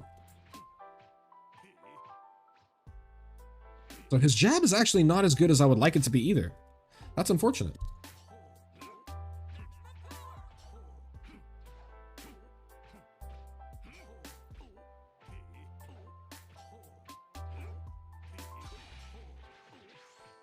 Yeah, so this is what his pressure would look like, which isn't necessarily bad. I keep whiffing.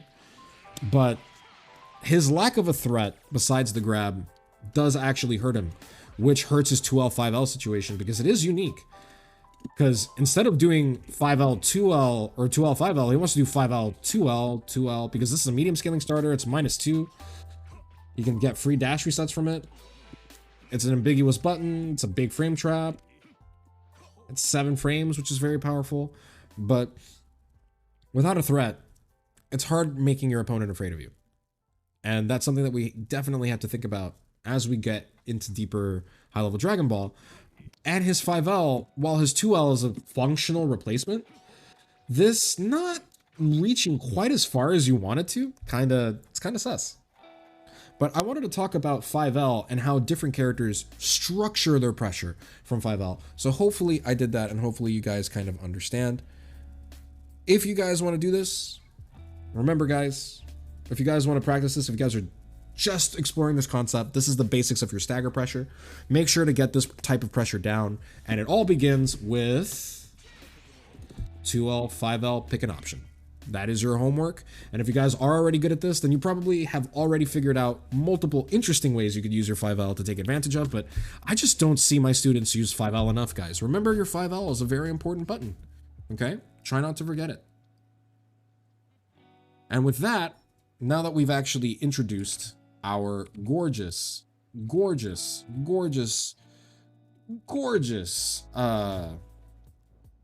light buttons, we're now going to introduce mind games into DBFZ. How do we take advantage of mind games, and what exactly can we do to begin forming strategies to make us as effective as possible? This is going to have a lot of subsections, but I want to talk about how to gather information with an example. So this is going to be an introduction to mind games, basically. But you want to know your opponent's habits on block. Press 1 in the chat if you have the tendency to get antsy, and when you get antsy, you start doing shit. It's okay. I'm not going to get mad at you, but press 1 or leave a comment on YouTube if this is you. Do you guys get antsy and start mashing reflect? Do you guys get antsy and start mashing level 3 the moment you notice you have 3 bars? And do you guys get antsy and start, mashing buttons if you feel like you can?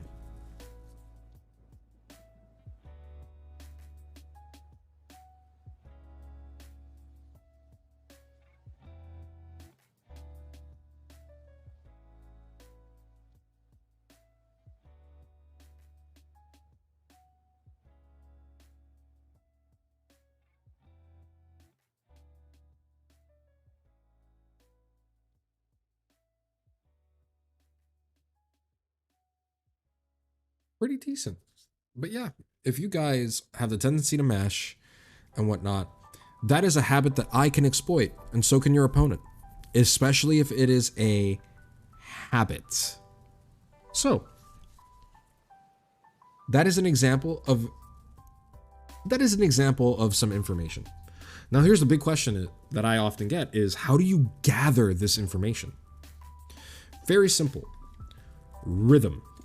You guys have heard me talk about this quite a bit, but rhythm essentially refers to the speed or tempo in which you like press your buttons. So for example, if I true string, cool, that's rhythm. But what if I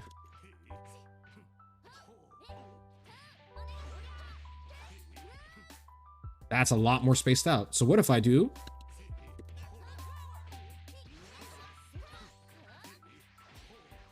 see? See how I'm speeding up and slowing down? Press 1 and be honest. If you were watching this and said, I blocked that, and then you got hit by 5M. Press 1 if you tried to mash on this 5M.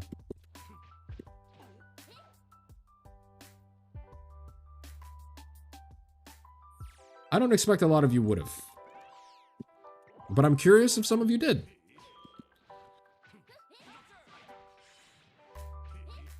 Right, I forgot it was in true string.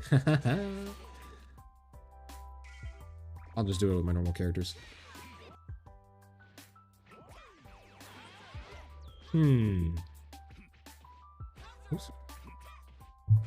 Oops. There we go. Nice. You probably ate that 5M then. So why would anybody mash there and not before? Well, they literally can't in this example, but it's also because what you respond to when you block 6M, tech DR, what high level people respond to is actually a change in rhythm. For example, this has a very different timing than this. And it has a very different timing than, oops, this. Who here felt that gap? Versus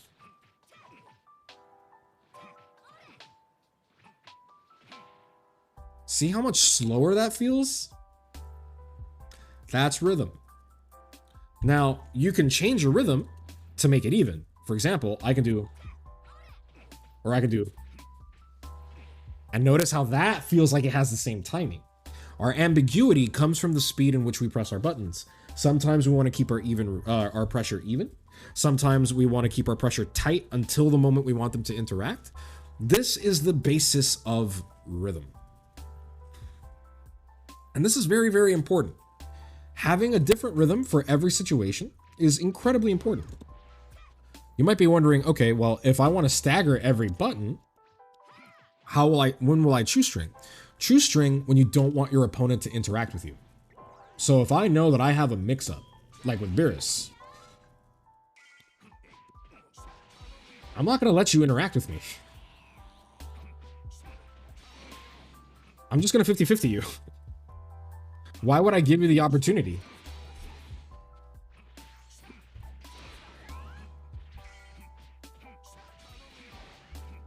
See?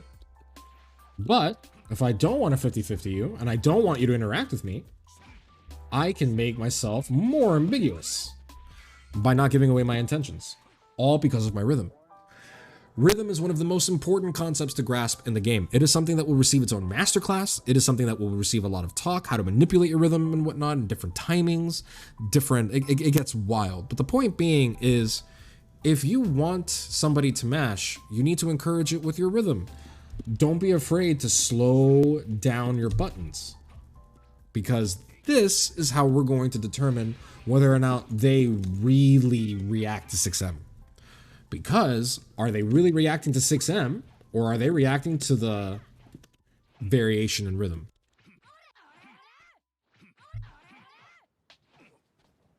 That's what you got to think about. Now, that's very, very, very important. So how can we use rhythm to gather information about our opponent? What does it look like to gather information to begin with? Well, We're going to go ahead and take a look at that now. We're going to watch a very, very famous match. One of my favorite matches, to be honest. Goichi versus Wawa. We're going to see how they fight and how they use the information that they know about each other to trick each other. So right off the bat, you have Goichi. By the way, yeah, spawns. It's going to be very, very interesting. He calls GT Goku. This is in season 2. Okay, very, very cool. Look at Goichi's rhythm here. Look how slow and deliberate every button presses here. So he's gathering information right now on Wawa. His pressure is nice and even. And by the way, look at the change. So notice how this is much tighter. So that way he can basically take his turn and reset back into his light safely. Then he immediately slows down. Those are heavy frame traps. You could probably, if you're frame perfect, you could probably mash on those frame traps, but nobody's frame perfect. That's a very, very risky place to challenge, especially when Bardock is 5M'ing you in the face. And after 5M, after he spends his 5M, he tries to see what Wawa does. Let's see what Wawa does after he blocks 5M.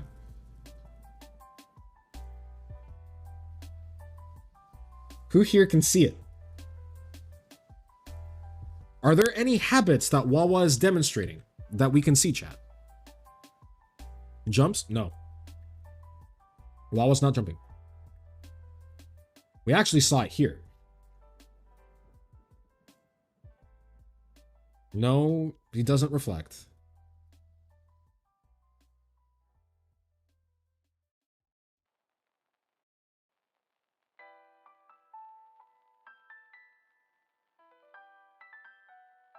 Let's see if we can find the exact frame he does it.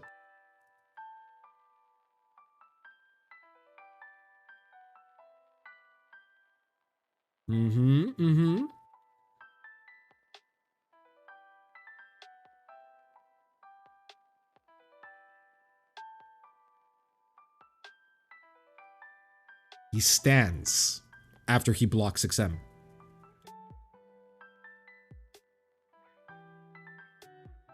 He's crouching again. And notice right here. And yes, high-level players really do pay attention when they do stuff like this.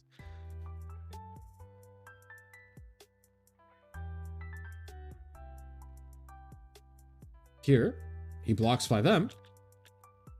And he immediately stand blocks and resumes crouching. Because he's waiting for the 6M. He's basically fuzzy guarding for the 6M. And he does it again.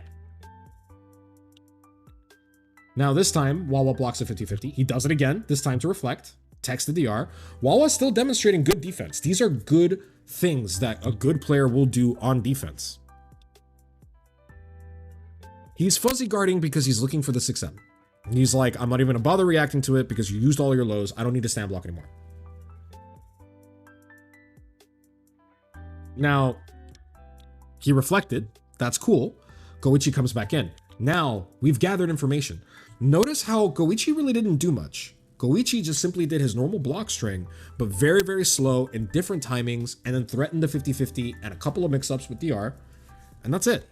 Nothing really too crazy. And then 2L, 5L, 5LL.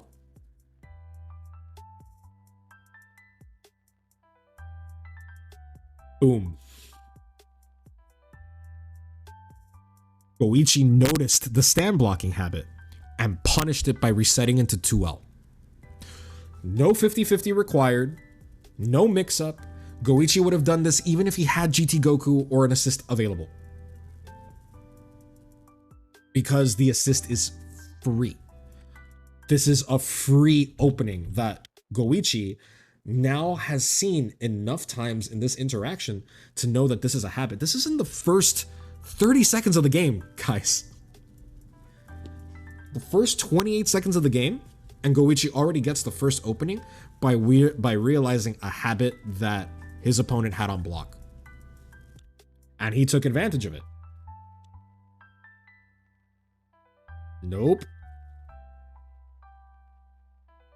And look at the damage he gets here for it.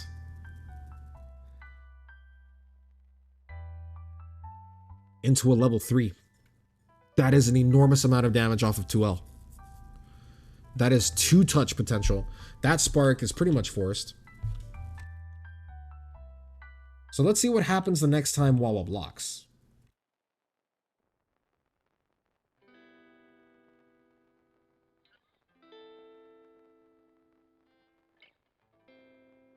He tries to reflect. He goes for the IAD to bait the reflect. That's cool.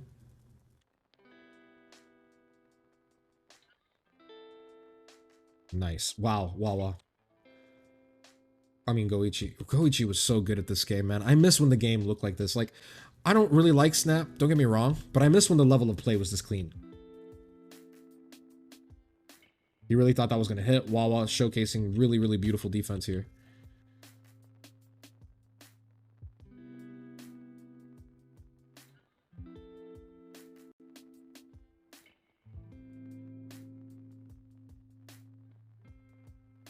But notice how Goichi, by the way, doesn't share his habit.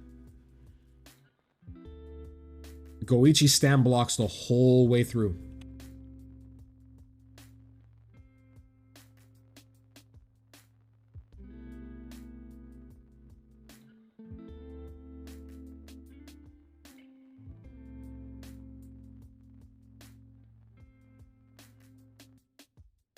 So Wawa does keep the habit, at least against SSJ Goku.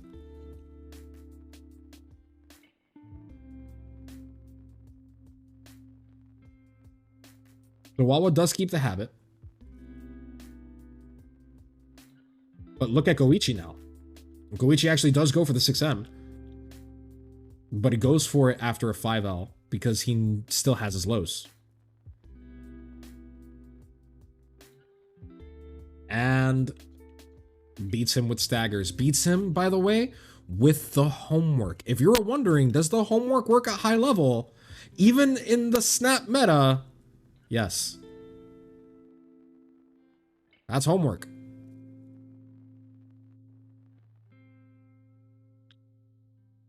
Homework. Textbook, you might say. Very, very simple stuff, guys. So this time Wawa wins pretty early. Ah, never mind. Let's see. Does Wawa keep the habit? No, he doesn't. And that right there, my friends, is an example of controlling your opponent. He's denying that opening to Goichi again. And that is an example of how we can use information that our opponents give us against them. So how does this look like in practice? This is going to go for, this is basically going to give us a new section. I'm going to go ahead and timestamp this, guy, so that way you guys can go for this. If you guys are coming in from the timestamp here, welcome. Welcome. So how do we root our pressure? Well, the beginning of it is you need to know where you're going. So like I mentioned, LLMMH or S special. So you can even get like really cheeky with it if you want to make it as long as possible. Oops. Though some characters don't really let you do it.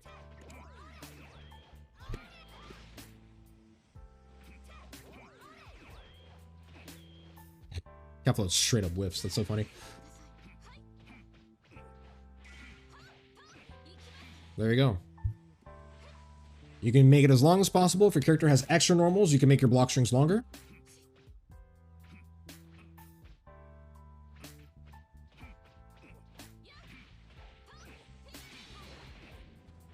So on and so on.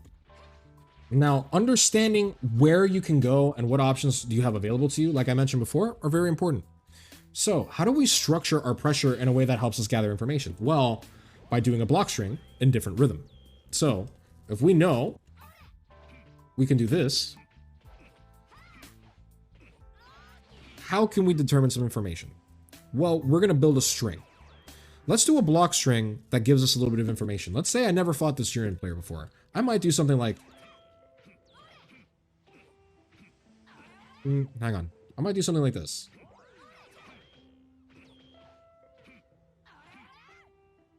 Why would I do that? Why would I 6M there? Or here?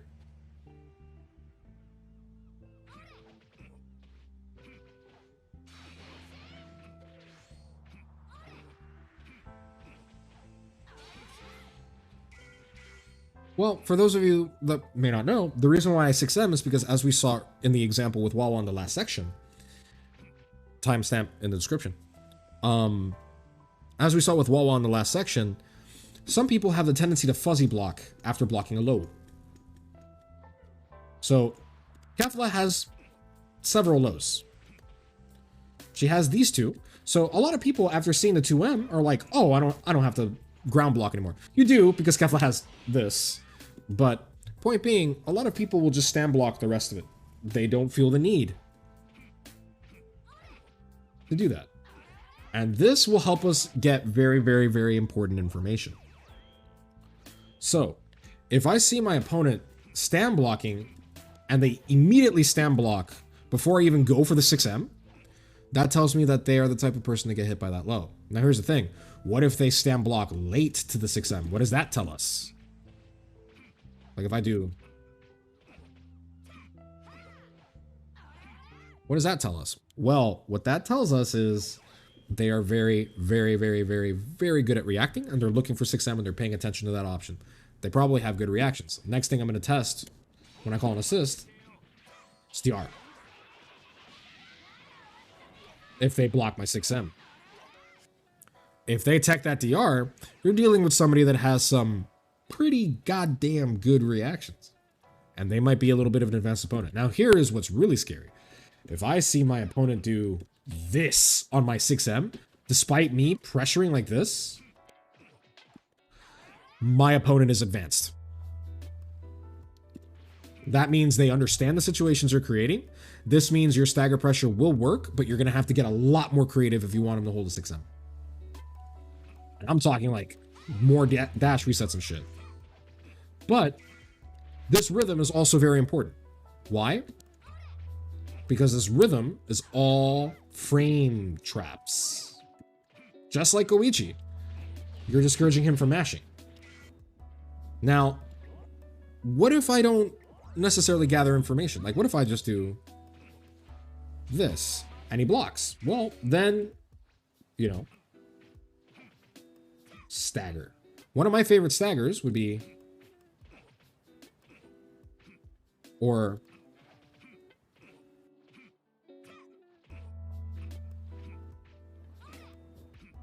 you don't have to complicate your pressure. Because I know where I'm going to go, I know where my resets are. If I do 2L, 5L, 5LL, I know that I have 2M and 5M that I can threaten with. And they know that too, which means I'm going to go back to my 5L. Now, because I'm doing this, my opponent can mash on me. This is not the first thing you want to do. The first thing you want to do is do your full string. So that way they know they can't press. So that way next time, if I do... Sorry, my bad.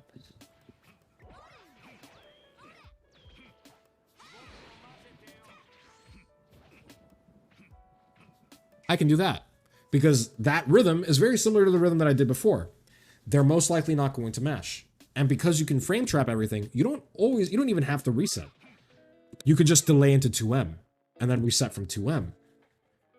Changing where your interaction points are. Now, if they reflect you, they just told you something very important. They reflect when they're uncomfortable and they don't like your rhythm because it's not tight and they think you can disrespect you. So the next time you get them to block,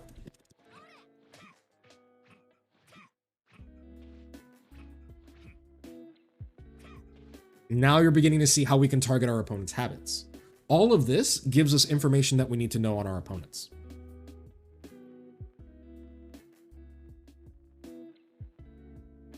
These little tricks, and they worked on ranked, by the way. I have done ranked on Switch and ranked on PC in preparation for this masterclass to gather as much information as possible. This works in this works on ranked. It works on dumb people because they respond to the variance in rhythm. And then once you realize that your opponent likes to respect, or their opponent respects, that's when you begin folding in gradually more options. So if they reflect,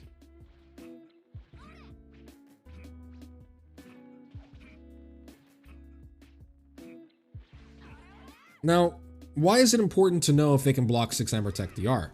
Because if they can Tech DR or block 6M, you need to figure out better ways to put, or better places to put them. So for example, if they always block 6M here, then do this. Do they block that? If they do, they have good reactions. But even T has gotten hit by strings like that, so be careful. And when it comes to DR, you don't always have to do it off of 5L. And you can dash reset as well. Like that. The basic principle here, guys, is that people only block what they expect. They only block what they're ready for. Sometimes they can get away with a lot of options. If they know that you have an option, they'll keep it in their memory bank, but it's very hard for the human brain to manage a lot of options, especially from different timings. So there you go. That is something that you can use to gather information. And this information is the most important case. Structuring your pressure based on what your opponent does is incredibly important. Now, the way we structure our pressure is called rooting, meaning you are rooting your pressure based on your opponent's situation and knowing where your characters can go. Now, not every character is like this. Remember, we mentioned 21, who has additional normals, and her normals have unique properties. She's a lot harder to reflect.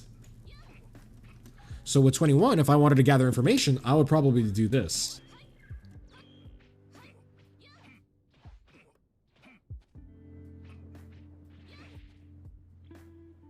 On my first inspection.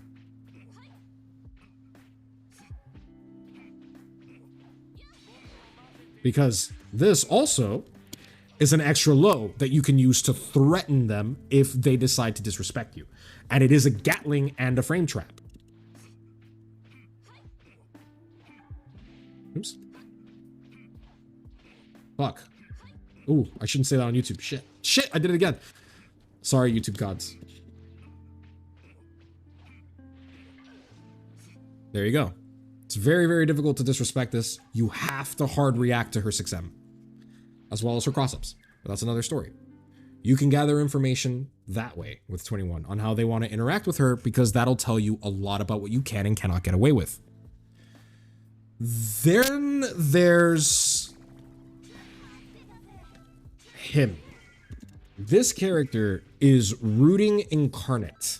You need to understand where your characters can and cannot go, and Adult Gohan is a great example of why this is important. Remember, as we mentioned before in previous sections, having a Gatling and knowing what the Gatling is what you will use to condition respect. Even though only 4 of Adult Gohan's normals are safe, you do not ever want to disrespect this man. It is very important that you do not disrespect Adult Gohan. You will fucking die. And let me show you why.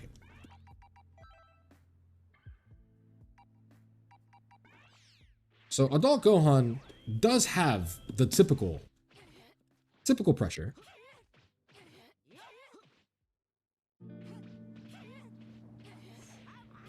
Except this whiffs on crouchers.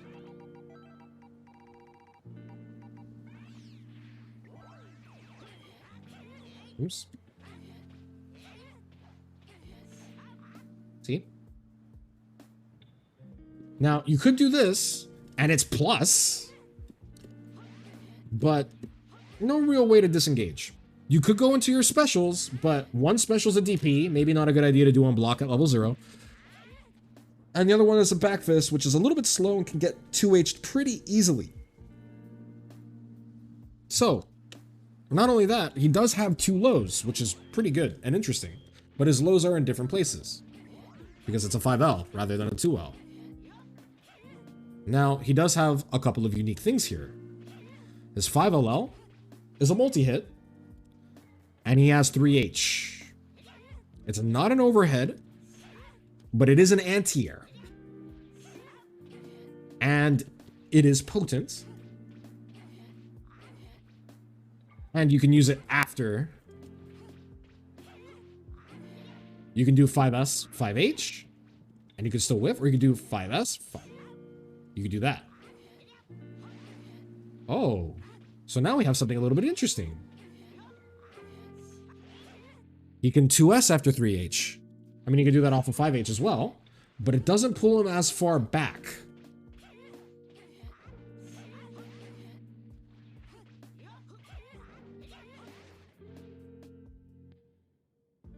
And he's -4 on the dash up. Pretty interesting. Pretty interesting about Adult Gohan. So his routing is a little bit unique because he can also stop here because it's -2. So he can actually dash reset here. It's a safe place to end his turn. So is here. Knowing where to go with Adult Gohan is very important because you cannot go into 5H, 3H because it will whiff. You cannot go from 3H into 5H. So the only frame drop you have here is this. So if you end your pressure like this, if you don't know how to stop your opponent from doing anything, you're going to get mashed on. Now, you can't even 2H. You can't 5H. 6H is going to be your last heavy. That's important to know. Okay. So how do we get our opponents to mash? Or how do we get them? Same thing. Gather information. And once you have that information, okay. Do they mash?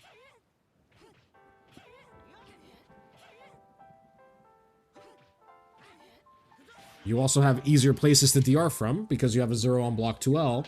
That is a medium block stun, meaning they are in block stun for a very long time. And has dumb Gatlings.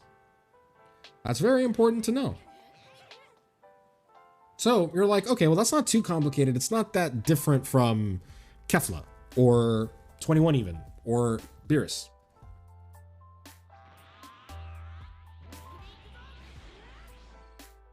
Now we're at level 2. Level 1 will do. What changes here? Well, this is his auto combo. Normally. That's his 5LL. That's his auto combo. At level 1, this is his auto combo. See the issue?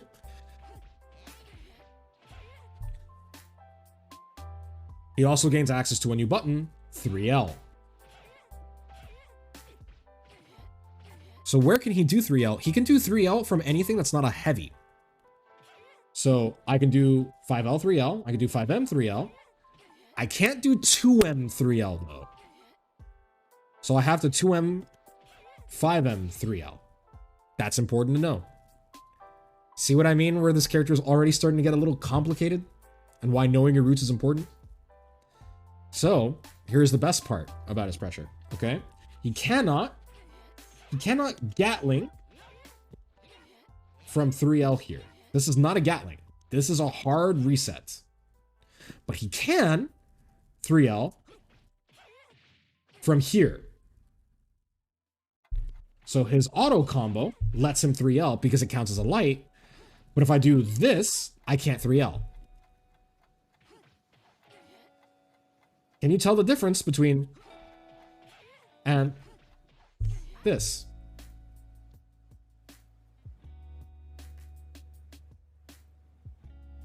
Probably not. But both of them have completely different options. Because if I can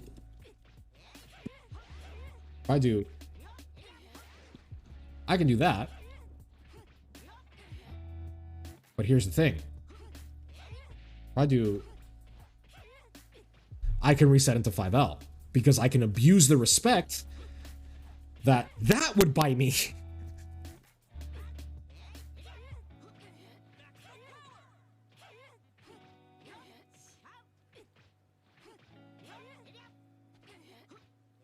I can delay a little bit more.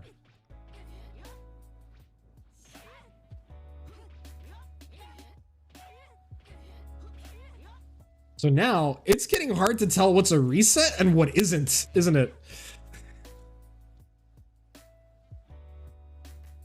This is an example of why knowing how to route your pressure is incredibly important, and knowing where your pressure is going and what threats you have available is very, very powerful.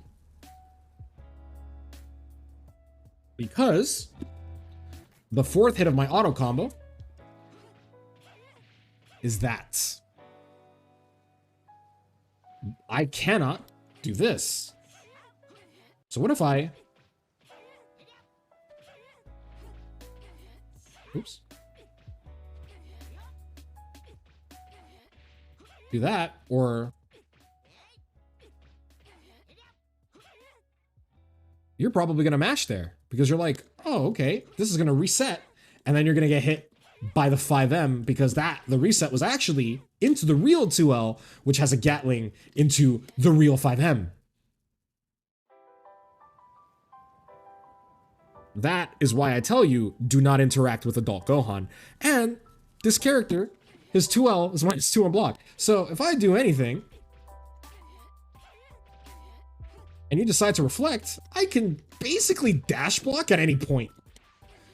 Which means I can easily kill you for your disrespect. And 3L is such a huge threat off everything because...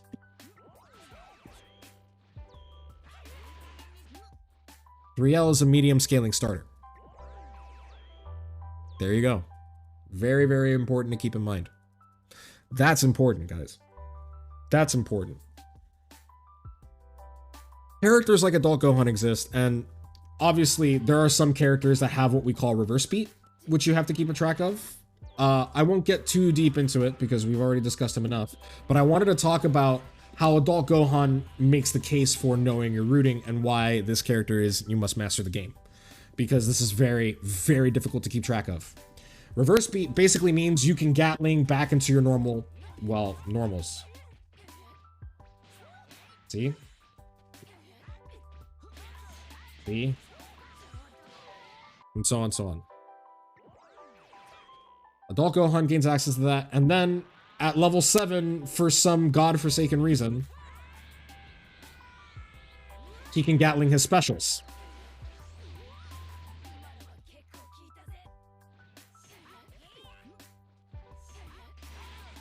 Oops.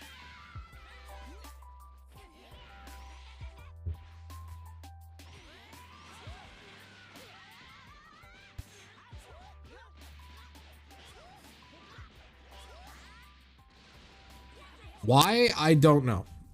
But there you go. Knowing where you're going is very, very, very important.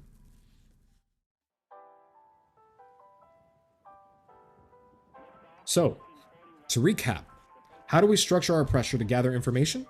We take advantage of our rhythm. We know where each of our strings are going and what the threats are from each one. And we test to see how our opponents deal with universal mechanics. How do they deal with 6M? How do they deal with DR? Do they stand block after they block your last low? These are some basic information. If you can get an answer to these questions within the first string, you're already pretty ahead because your opponent's going to know more about your opponent than they're going to know about you. That also is one of the reasons why you should win neutral first, because that way you get an advantage of knowing how your opponent is going to interact with you well before they do. And that lets you figure out how you're going to structure your pressure to attack your opponent. But that's going to be it for that section. I hope you guys had a good time with that. Next up is going to be enforcing a mind game. So how does enforcing a mind game, what does that mean? Basically, it means begin to develop a strategy. Do not let your opponent get ahead of you.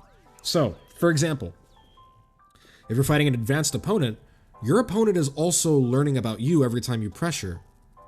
They're seeing the way you pressure, and if they're very good, they're going to be looking at your rhythm. They're going to be looking at how often you use the same pattern. They're going to be looking at different things. They're going to figure you out very, very quickly. So you must make the most of your pressure as a result of it, and you must always remain ambiguous. That's where the tug of war element comes in, but there are certain strategies that you can form to make sure that you stay ahead of the mind game. So, here's how we formulate a mind game or a strategy. Step 1, as we've talked about, gather information. Step 2, choose the appropriate option based on the information that they give us. As we discussed, do they stand block after blocking 2M? Then 2M reset into 2L will probably catch them. 2M will probably catch them. 2M, 6M, stuff like that. You can basically really push it in any way that you want. The third option, the third tenet, which is very important to keep track of, is discourage your opponent's useful options and allow their useless options. So, for example, you probably don't want to mash against very steady rhythm.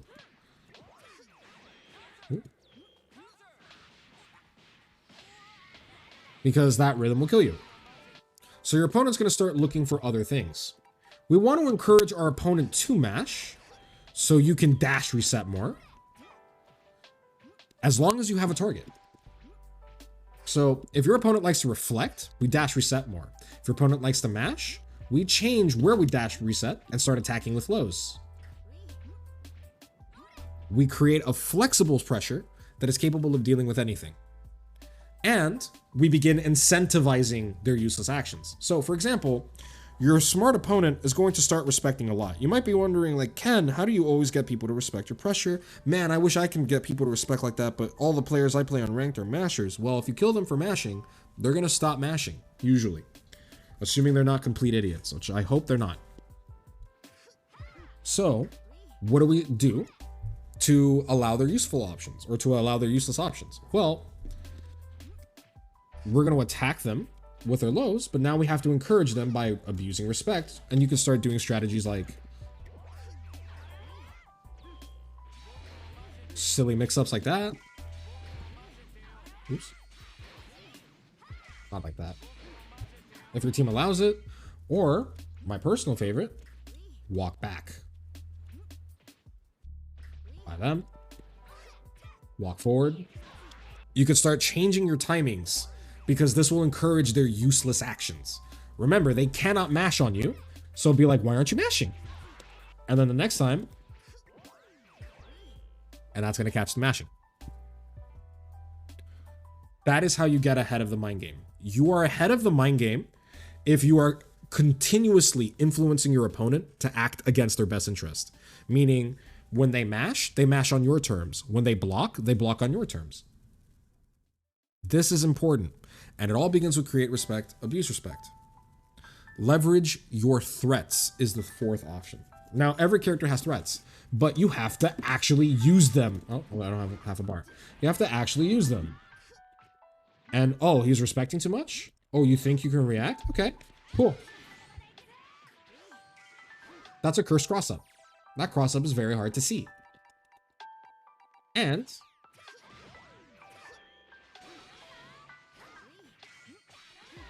maybe not with that assist, actually.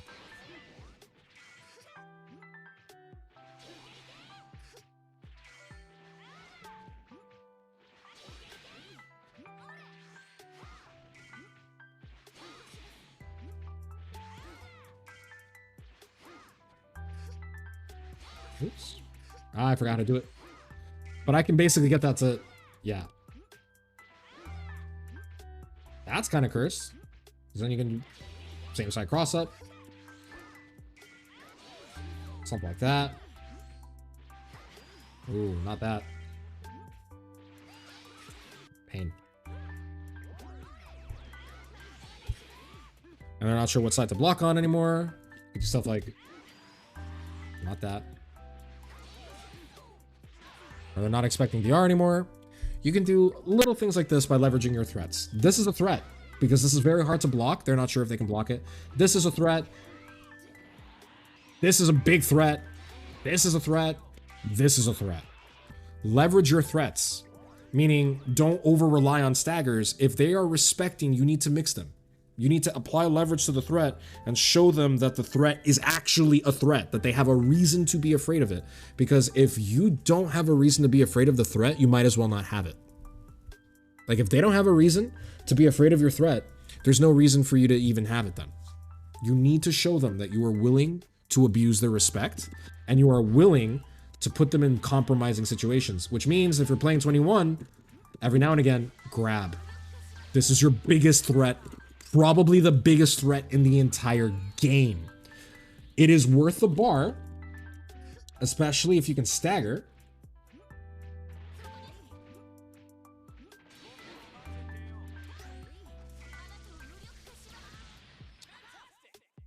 You must leverage your threats. Generally, threats carry huge reward. In 21's case, either by debuffing you, threats carry the threat, like threats have a 50-50 at the end of them, so this is a threat.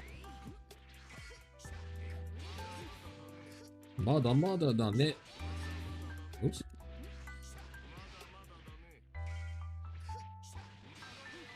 There we go, that's a threat.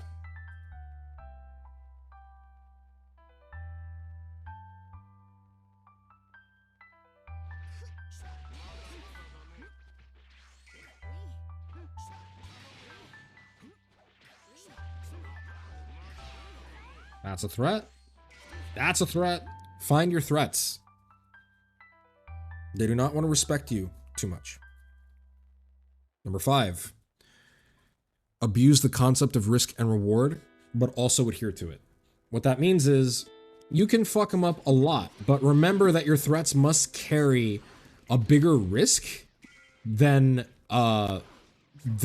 make sure that you are making them assume a bigger risk than you are. In other words, don't be afraid to threaten your medium scaling starters because that will discourage them mashing with lights, because if they mash with lights, they're probably going to die.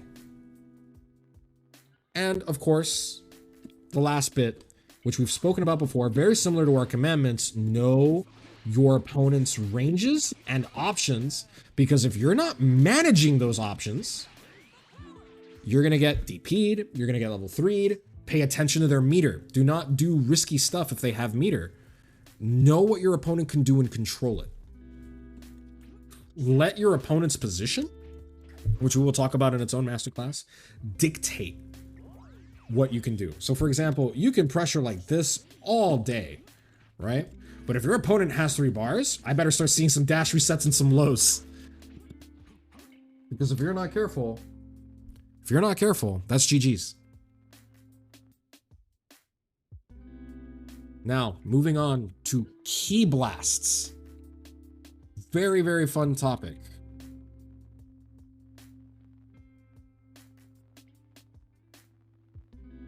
So, key blasts are, personally for me, my favorite place to actually reset my pressure. A lot of key blasts have great pushback. They have great pushback, especially, 21s. And they're fantastic reset points because they offer the opponent the opportunity to reflect. This is a rock, paper, scissors, or in my opinion, a more accurate term, this is a gambit. They do have the option to do something, but that can actually put them at a bigger disadvantage than you're in. So for example, if he reflects and I do nothing, that reflect is baited and he's eating a medium scaling starter. However, if he challenges me with a light or a medium, if he could. So let's give him a medium.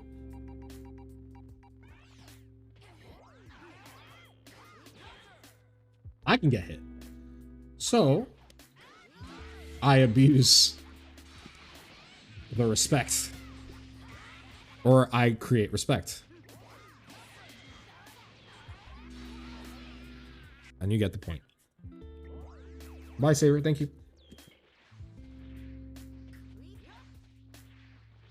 So this is very, very important. Leveraging your threats. So you can mash and beat their mashing, but they can reflect your attempt to mash. That's a little bit crazy. Now, most people will commonly respect because this is a very common reset point, which will allow you to easily abuse the respect by dash resetting after it. Not only that, but because specials can be used at any point in the string, they are usually a great way to keep moves like this or this safe on block without committing to a special and creating another opportunity. And another thing about it is that even if you do 5H, 5S, you still have the option to cancel into your specials as a frame trap.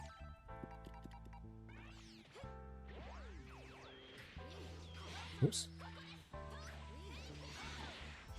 And a lot of special scale like a medium, so you got to be extra careful.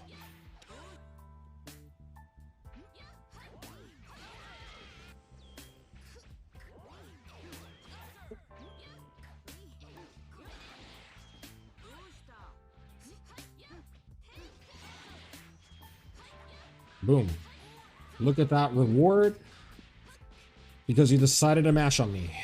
Not a good idea. Not a good look. Kind of cringe. Kind of cringe, bro. Not gonna lie. It's a little cringe that you would mash on me. Very, very important.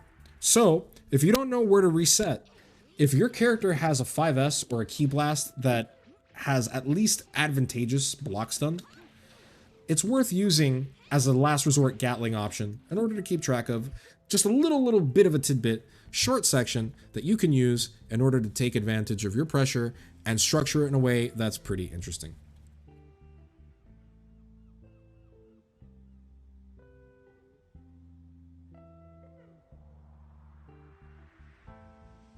Now we're going to talk about how to use mix-ups effectively. Mix-ups, in this case, what I mean when I say a mix-up is any universal mechanic that requires, or any mechanic that requires an opponent to change the way they guard. Meaning they cannot guard the options the same way. So you can choose to keep blocking this low, but here you have to stand block. You must tech this. You must switch your guard to the other side to block this. This is what I would call a mix-up. Very important, because this doesn't necessarily mean 50-50s, although 50-50s do actually apply here. The question is, when should you use them? Should you use them all the time? And when is it the most optimal to go for them? Well, we already talked about 6M and how 6M could be a rhythm check. And we also talked about how 6M can help us identify habits of our opponent on block. So what about the others? What about DR? When do we use them? So a thing that a lot of people think about with the universal mechanics is people would tend to view this as a free opening, or at least a free opening attempt, because DR is free. You know, you can DR here, and if you DR, you can actually, you know, if you DR, you know, they can tech it and blah, blah, blah. But if your opponent techs it, you're a lot less likely to DR. Now I have a question. What do you guys do if your opponent techs every DR? Do you guys have the tendency to stop DRing? Do you guys DR more? Like, what do you guys do?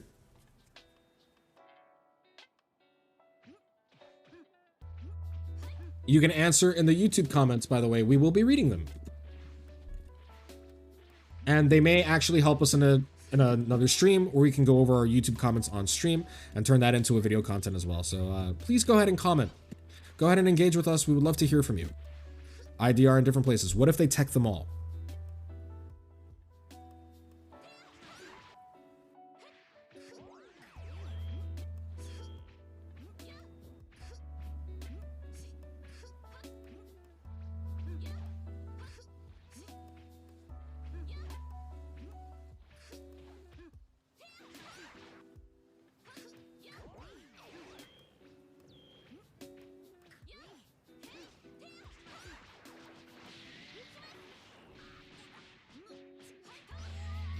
Use the less used option. Okay.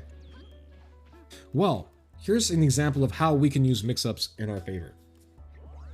How do our opponents interact with us? So let's say I have a feeling that my opponent is going to reflect me. Okay. Do I have to dash reset? Well, you can. But the problem with dash resetting is that dash resetting loses to mashing. I'm going to use Vidal for this, because Vidal has a pretty good job.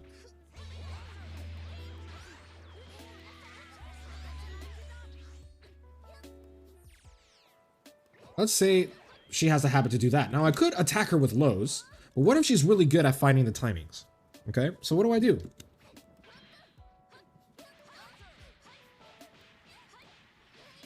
Boom.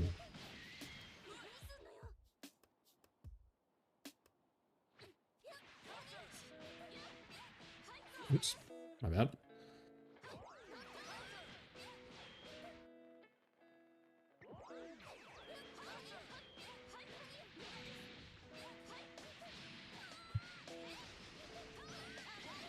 So on, so on. We're not going to finish that combo. But you guys get the idea. So why am I IEDing here? Well, because this is the more flexible option. Even though it wouldn't net me as big a punish as doing that, you know, because I could just do that, you know.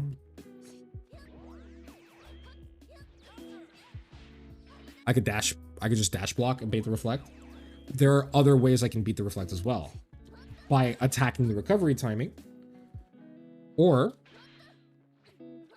oh, my bad. Grabbing.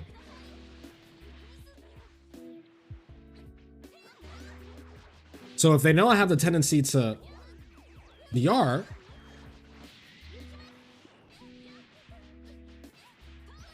I'm actively discouraging their useful options.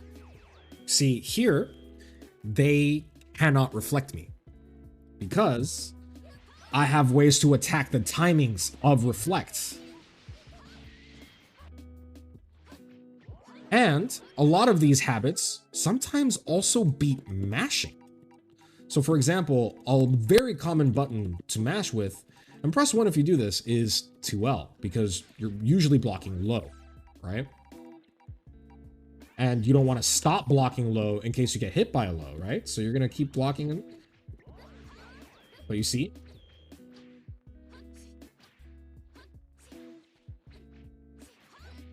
Now, that's frame perfect. What if they're late? Like, what if they just notice a gap?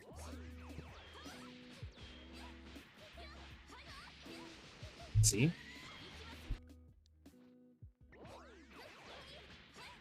My bad.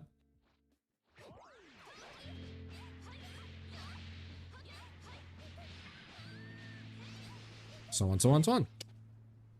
So that's very, very important. Because this isn't just a mix-up. And this isn't just a DR. We can use our mix-ups to punish our opponent's interactions.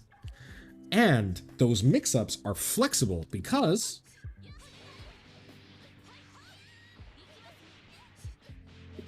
they give us great reward. You know?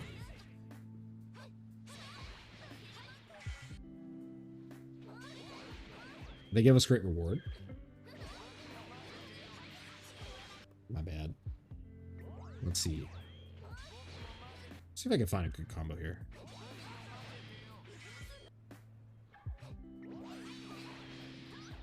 I can do that. I can do 6H, 3H into Stomp, into a big combo. I can squeeze that 6M for quite a bit of damage is my point. That's a pretty big reward. Not only that, but if I DR you,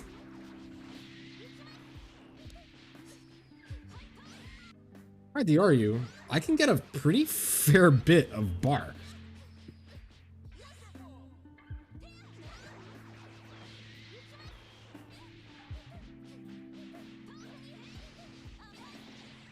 Almost 2 bars. And anytime this character has bar, and I could get the second bar, by the way, by simply that into grab. So this is a pretty substantial threat.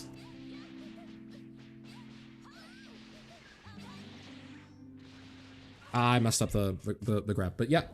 Point is, this is a pretty substantial threat. This is not a good time. And this will punish your reflect.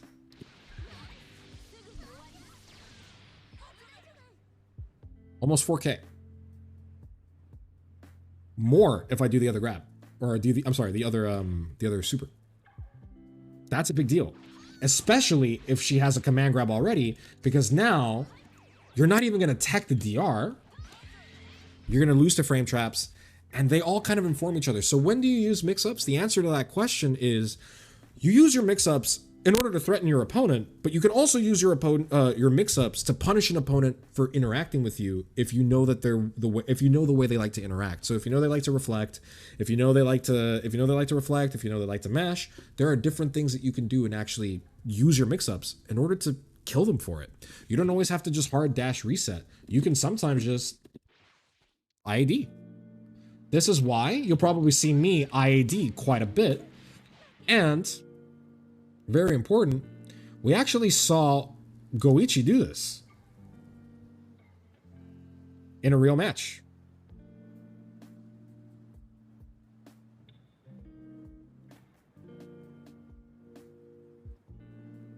Right about here. Boom. Punish the reflect. So for those of you wondering why I ID so much, that's why. You can use your mix-ups in order to actually attack your opponent. And what's really advantageous about them is that a lot of the mix-ups create a very advantageous situation to you. For example, IAD, if they block it, you're plus. You're +8 if you're 21. You're plus like 13 if you're Kefla. Wow. Yeah. Which means you can dash reset for sure. You can true string into, you could dash reset and still true string, which means you could do that. You can abuse respect. You could do, like you could do, you could do, you know, you can do stuff like, you could really abuse the respect here by going for that IADJH. The 6H as well will punish people trying to tech DR because it's a DR crush. You have a DR crush here. Like, you have a whole lot of ways to really mess with them, but you have to mix. So there is a balance to be struck. You don't want to mix too often, but you don't always want to rely on your staggers. That's one of the biggest issues that I see a lot with my students is you guys will either only ever set up a mix with your stagger pressure, or you will never mix and only try to stagger. They go hand in hand. And you can use your mix-ups, even against people who tech DR, to punish their habits. Because you can't tech a DR if you're reflecting. So bear that in mind whenever you mix, and let your opponent dictate where you mix.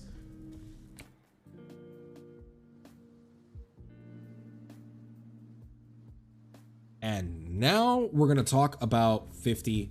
This is our last bit before the addendum. We've made it more or less to the end. Welcome and thank you for joining me this far, guys. I know it's been a long video and I really appreciate you guys taking the time to watch this, basically a seminar. 50-50s are important because they are basically the mix-up that your opponent has the fewest options to defend. So, for example, you can mash a DR, you can level 3 a DR, you can DP a DR. If you set up a true string 50-50, your opponent has to hold it. Now, they can guard cancel, but that requires them to spend a lot of meter to get out of it. And if you bait the guard cancel, like if you guard cancel Kefla's 5M while she calls Kid Boo because you know the mix is coming, she's going to 2H TOD you. You must keep that in mind at all times. 50-50s are very, very, very, very powerful. And if the two options that you are 50-50ing between are unreactable, your opponent has no choice but to guess. Because of these reasons, they are considered the most premium of mix-ups.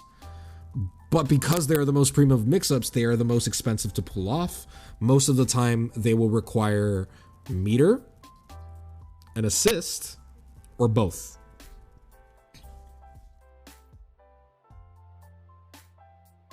This can actually create a little bit of harm. Here's a hidden truth about 50-50s. Because 50-50s require resources, the resources that you spend on a 50-50 will not come back. Not as of Season 3. And because they don't come back, you have limited damage potential. So let's say Kefla does do...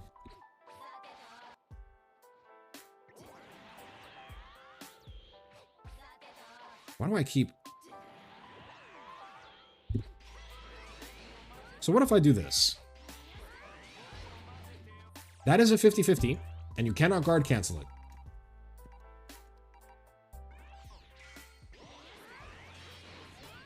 it. Did it wrong. I did it mid, but you get the point. Oops, that's not a true string. That's a 50-50. I can go high. Oops. That is a 50-50. High, low, 50-50. So what happens if they actually get hit?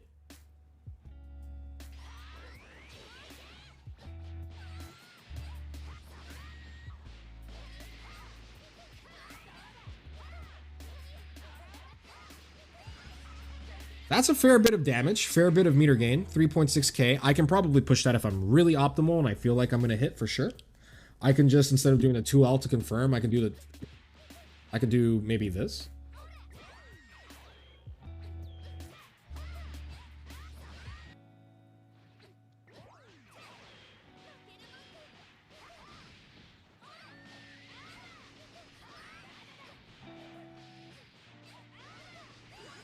Oh, yeah. So I can push that, get 2 bars, but here's the thing, right? I just spent meter. So what if I just give myself a bar here, a half bar?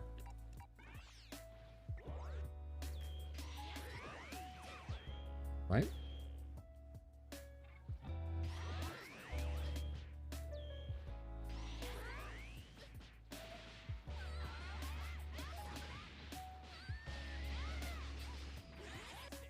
Oops.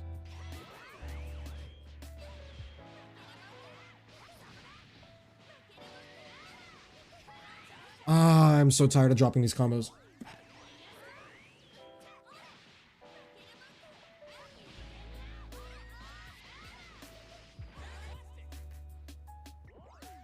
I gotta get my computer fixed.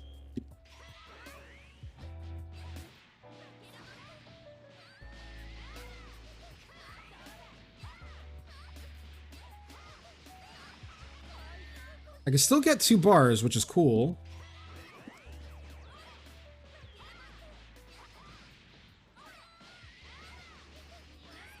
No, I can't. That's a little less than 2 bars. Because I had to endure meter penalty. Now, I can definitely get more bar if I do the air dash.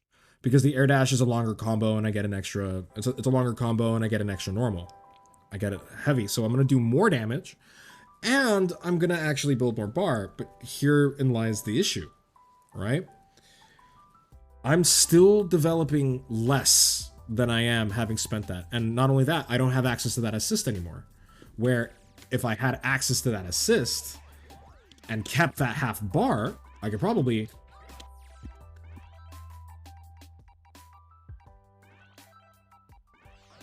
If I kept that half bar, I could probably do something like...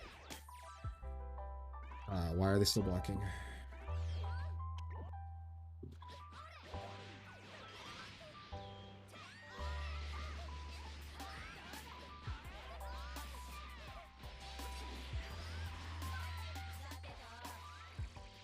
I can really push my damage. I can really push the damage. If I have a lot more bar, I can basically kill them. Because I'm not a meter penalty, so I get my full meter gain. I can even use that half bar in the combo to hit them. Or more importantly, I can also use that assist to help get an extension. As you guys saw me, I got the 236S extension with 21. You know, I can get JDR, which is really helpful for characters like Beerus, especially because if Beerus gets the knockdown and I don't have to worry about the meter penalty and whatnot, you know, this is cool, but I have fewer options off this. But if I have an assist, suddenly your spark is mine. Like, I have the grossest setups possible. I can do... You know, I can do stuff like that. Like, my Oki improves. And not only that, but if I have an assist and I don't use it at all in a combo,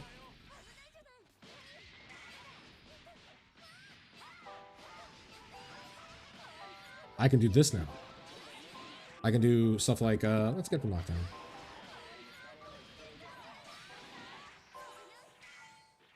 I can do my normal Oki, or I can even do, if they block it on Wake Up, I can do a 50-50. Or, my personal favorite, I can bait.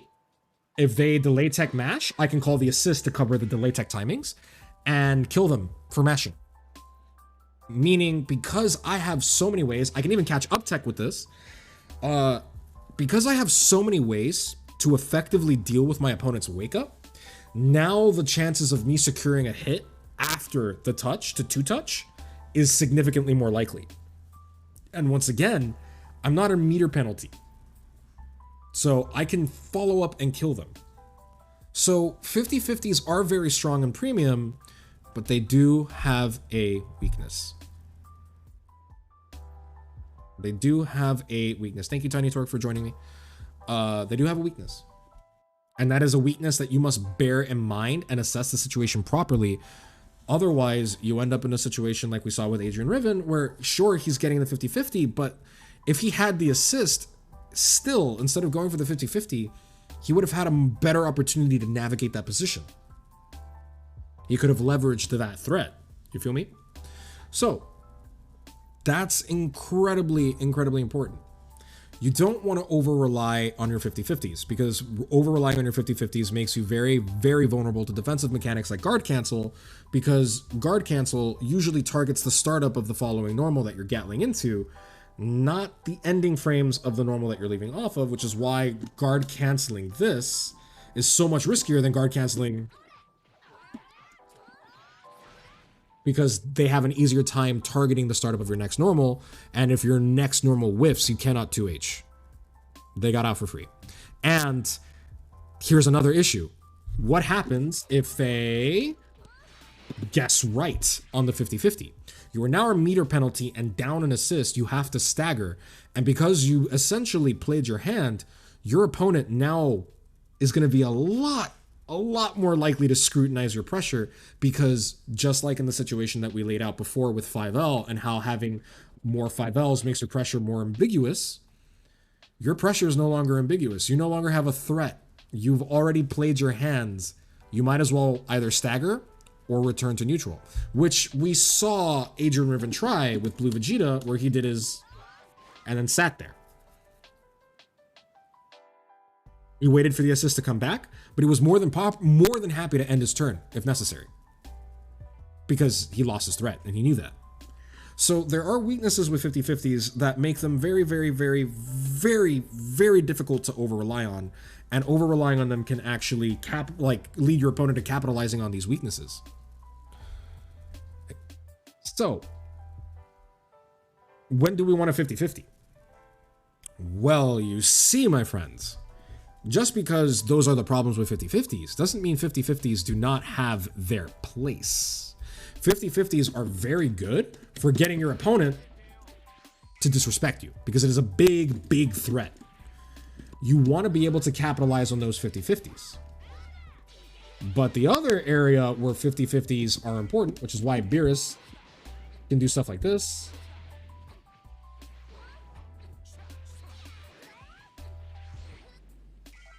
The other area where 50-50s are very important, and I'm sure you guys know where I'm going with this.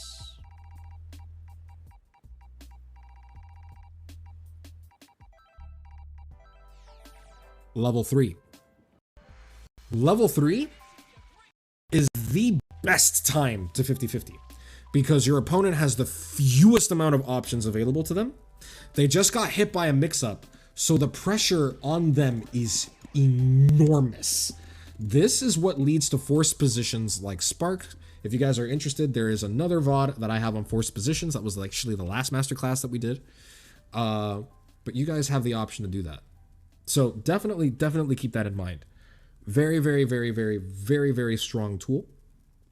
And having a level 3 mix-up is an enormous, enormous threat. I don't actually have the 50-50 because I don't play this version of 21. Actually, I do, if she does, if I'm in the corner, I do have the high-low. But, like, doing that to very, oh, it's powerful. Because they have to block, they're most likely going to reflect, and because they can reflect, and they know they're antsy to get out, very powerful. If I'm mid-screen, I don't think it works the same way as 18s. Nah, no, it doesn't. Yeah. So it's probably like something like that. I don't know. I have to actually lab this 50-50. I've never done it before, believe it or not. But because it is a 50-50 and is a left-right, your opponent can't just willy-nilly reflect it. Not unless they get a hard read or they know what you want to do. But your ability to threaten your opponent has increased significantly. And because it increased so substantially and whatnot, they're more likely going to spend their defensive mechanics, which makes things like baiting Spark a lot simpler. And if they don't have those mechanics, they have to guess for the character. And the good thing is especially on a level 3 like this, is that if they guess correctly, it's still your turn. So you can easily just go into your stagger pressure right after and keep the pressure on.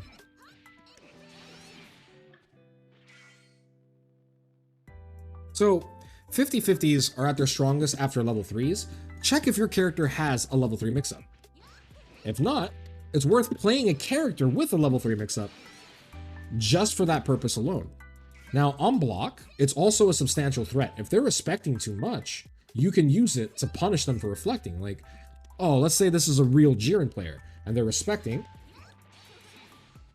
Punish them for punish them for respecting. Wow, her JL is actually trash.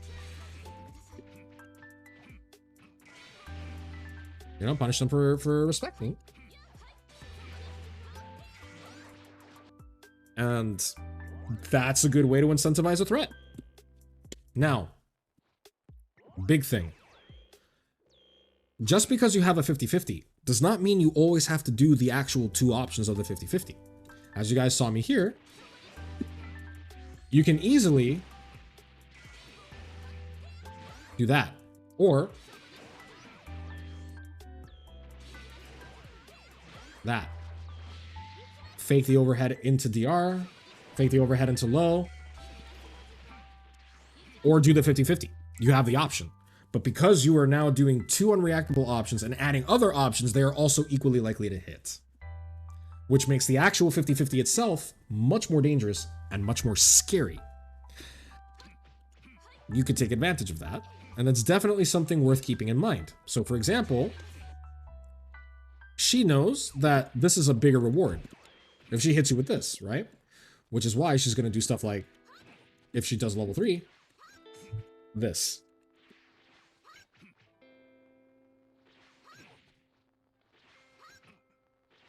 Because it's a lot more likely to hit, even if you guess the side correctly.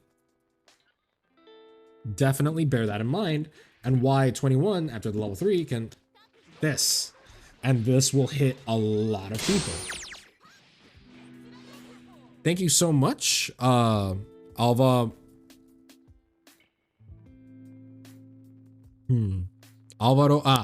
Maldonado. Okay. Thank you so much for the follow, Alvaro. I appreciate it. So that is definitely the place for 50-50s. While we don't want to abuse them all the time, especially if you can, it's a lot stronger to leverage the threat of a 50-50. And because you have a 50-50 available, they're more likely going to want to reflect and assist. So for example, like let's say I'm playing Videl, right? And I have Adult Gohan B, which please don't play these characters together. It's not a good idea. If I have Adult Gohan B, it's a lot of damage. Which means I can leave it open because they're more likely going to want to reflect this assist.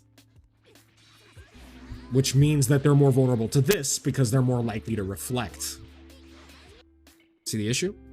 you can leverage the threat of a 50-50 in order to open up your opponent. And that is how we use 50-50s properly.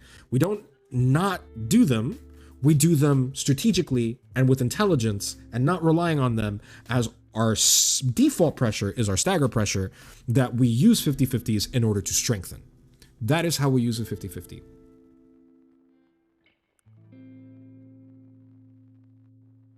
That is pretty much going to be the bulk of it, guys. If you were here, if you guys are here, still here, thank you so much for joining me. I really, really appreciate it.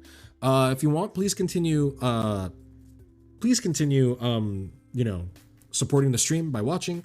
If you're watching on YouTube, please be sure to catch us live on Twitch at twitch.tv/Weeze's Training Grounds, as it does help us out tremendously. Consider subscribing so you get access to the Discord, where you have personal access to me and Star. We have a lot of really cool people in there that are more than happy to help you train, including a lot of famous people that you know. Before I sign off on the YouTube, I'm going to go ahead and run a little bit of an addendum that will help you guys understand what we're doing here a little bit, because there's 3 things I want to mention in the addendum. Number 1 is I wanted to discuss one thing that I did not touch deliberately is sparking pressure. Sparking pressure is very, very, very important. Sparking pressure gives everything a bit more juice, because everything can be jump canceled, just like your 5M on hits. Which means if you have multi-hit normals, you could do stuff like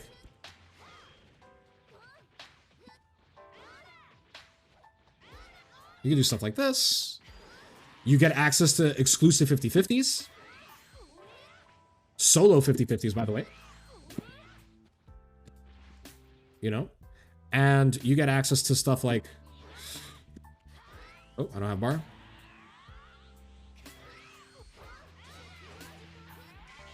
And you essentially become unblockable. Different characters have different sparking mix-ups. Generally, characters with multi-hitting normals.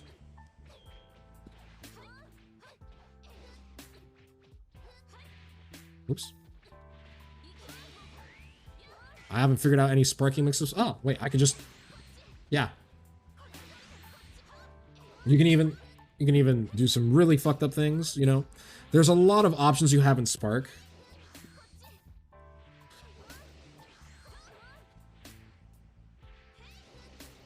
Let's see if I can do that again.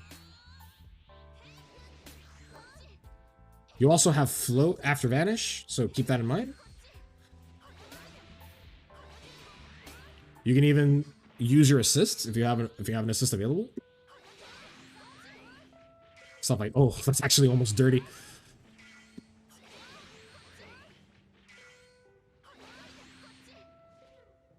You can do a lot of interesting, fun stuff in Spark.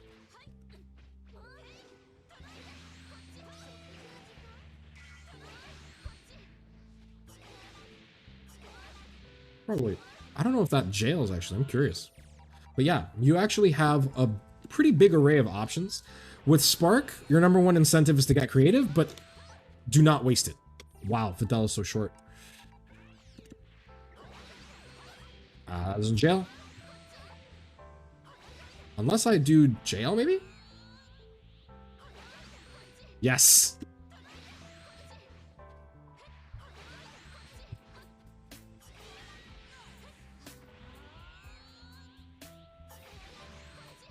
Yeah, you can do a 50-50 like that. Pretty cool. So these are little things that you can do to spend resources and get a mix-up. In Spark, however, your priorities are going to be a little bit different. So everything that I just said about 50-50s, they go out the window. And the reason why is because Spark has insane meter gain. You basically build double the meter that you normally would. Your routes change. For example, Kefla gets access to stuff like she can do stuff like, sorry.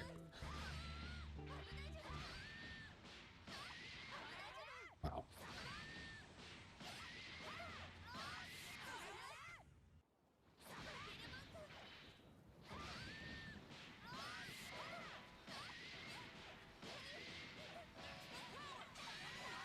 Yeah, she gets access to little routes like that, which build a lot more meter. You know, both 21 but 21 and Kefla will be able to do stuff like, you know, stuff like, ooh, actually I have an idea.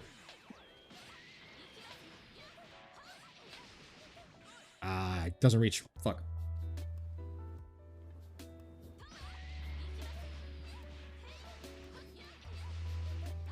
You know, that's pretty cool.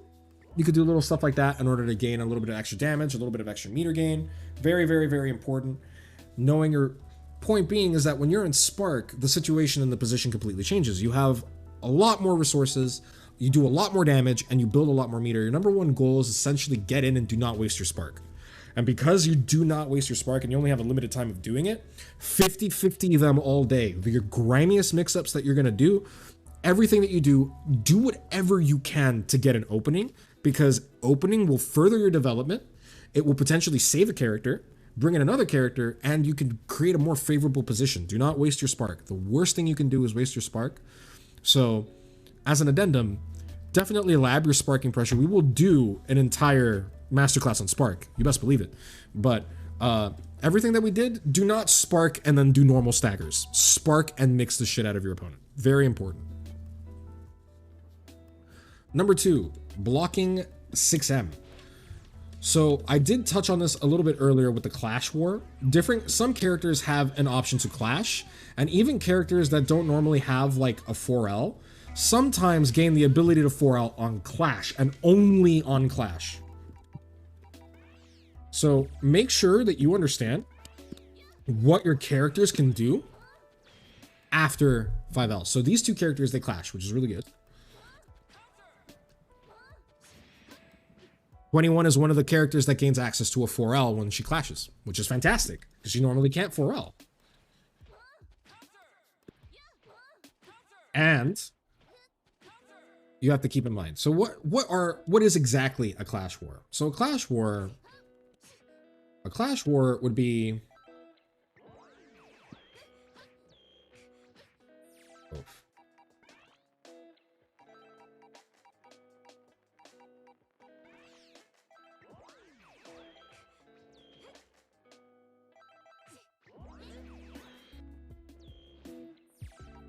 a Clash War is very important, but a Clash War basically happens like, let's see if I can pull it off, because this is actually hard.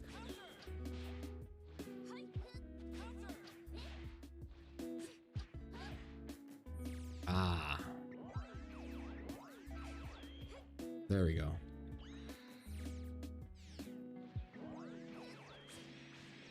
Yeah, there we go.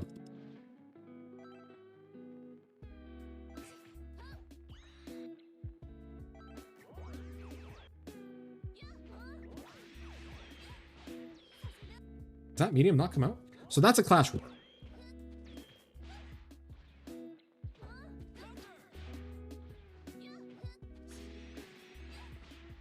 Except the medium doesn't come out on Clash for some reason.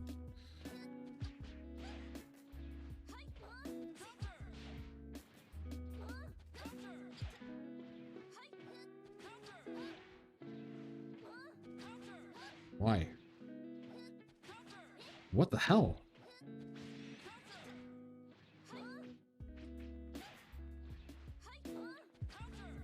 This is annoying. Yeah, the medium doesn't come out on Clash for some reason. I guess I have to delay it. There we go. Maybe that'll work.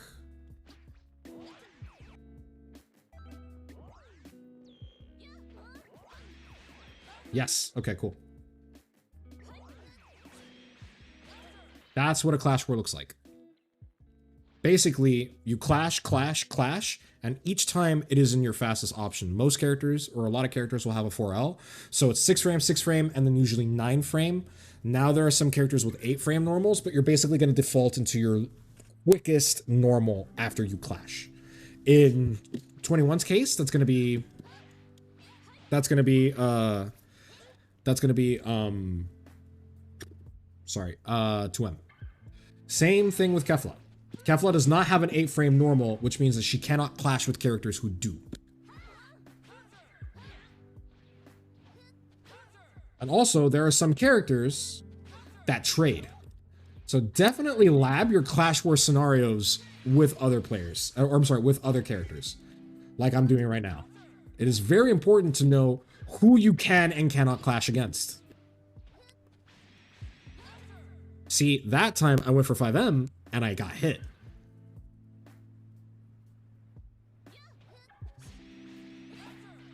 That time we traded, but I'm plus 19, which is pretty good.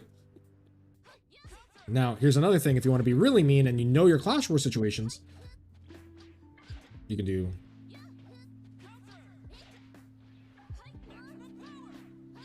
something like this.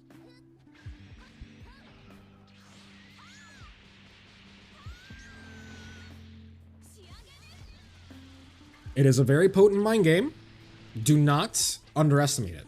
Now, it is also a mind game that you do not have to play. So, for example, you can choose to do nothing. Now, you could clash with 21, but as we mentioned before, she has a standing low, which means you can jump. Now, you cannot jump against the other 21, because she will catch you. And she will kill you. So, definitely keep that in mind when you clash and whenever there's a 6M. The 6M situation is very, very, very weird. Now, just because you're 0 on block, you can actually dash reset. But be mindful, because your opponent can also reflect after 6M. Your opponent has a lot of options here. Because if you try to go for the clash, they can reflect the 6M, which is where anti-reflects actually become important. So if you're Kefla and whatnot, you can do something like... So that way, if they reflect... Maybe not Videl, because Videl will actually murder you on the clash. You don't want to do that.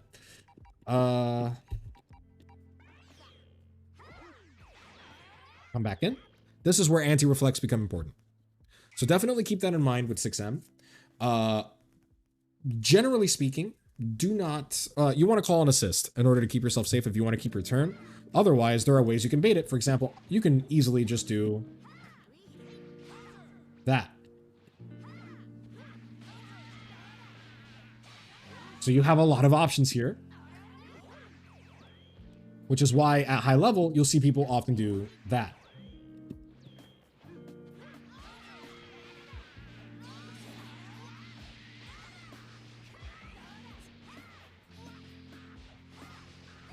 As you can see, very high reward.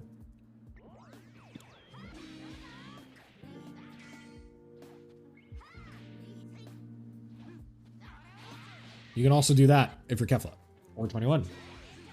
So again, be very careful how you choose to interact in a clash. Lab the situation, lab the characters that they work against. It's very, very important. Generally speaking, for 6M, when in doubt, just continue to respect them. Because the best way to escape a 6M is to reflect the 6M. Keep that in mind, guys. You can also mash on it, but not every character works in that regard.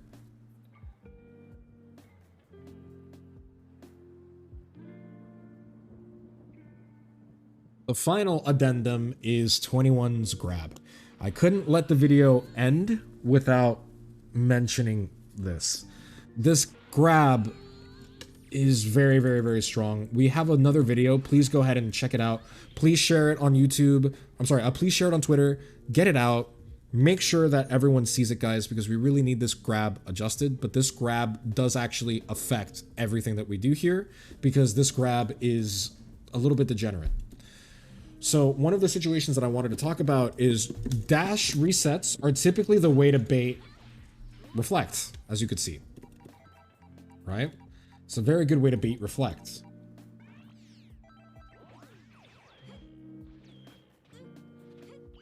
However, oops, my bad, I don't have bar.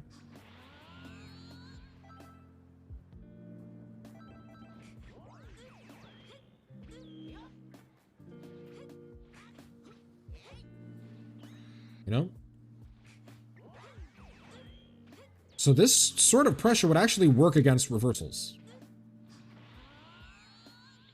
Let's see. Let me show you.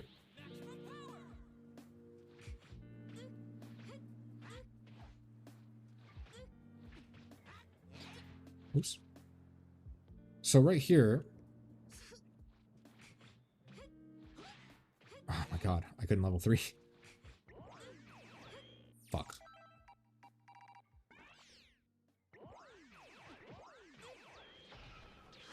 So right there, if I didn't press 2L, for example, and I just dash blocked instead, and I reacted to what she was doing, that would have been a baited reversal.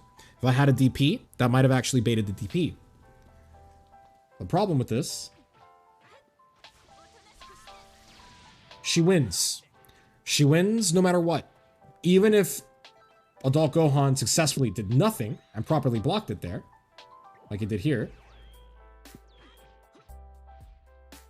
you know? Does she have a non-side switch level 3? Yeah, she does. Okay.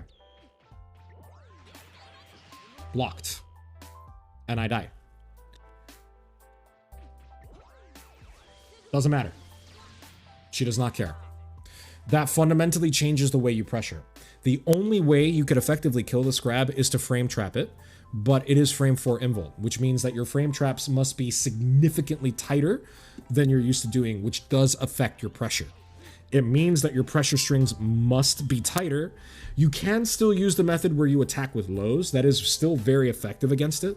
However, if you see a 21 with bar, you need to be extremely careful with how you interact with her and allowing her to interact with you, because she has an option that effectively beats everything. It affects DPs. Even if you do something crackheaded like, oh, I'm just gonna level 3, like if you do something crackheaded like this, right? This is gonna beat everything.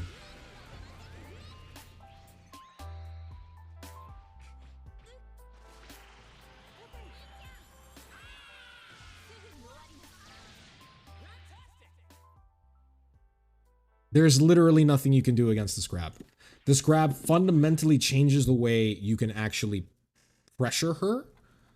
And it also changes the way she can pressure you, because that is an additional option besides this one that heals that she has, that she can actually use against you with ambiguous rhythm. So guys, definitely keep that in mind. Star did a whole video on it on our YouTube channel. Like I said before, please go watch it and share it with everyone. Share it with your friends, post it on Twitter, whatever you need to do. It is pinned on our Twitter. Please retweet it so that way we can get the attention of Bandai and Arxis, because in my opinion, this grab fundamentally breaks the game and it needs to be adjusted. But those were the addendums that I had. There's obviously a lot more to pressure than what I taught here, but these are the basics of the basics. If you guys are struggling with the basics, if you guys have any questions, hopefully this answered all of it. If you guys have any questions, feel free to drop a comment on YouTube. Make sure to like and subscribe, share the YouTube channel with your friends, and make sure to catch us live on Twitch as it helps our viewership. Thank you so much, guys, for joining me. I hope you all have a wonderful, wonderful evening. Have a great night, guys.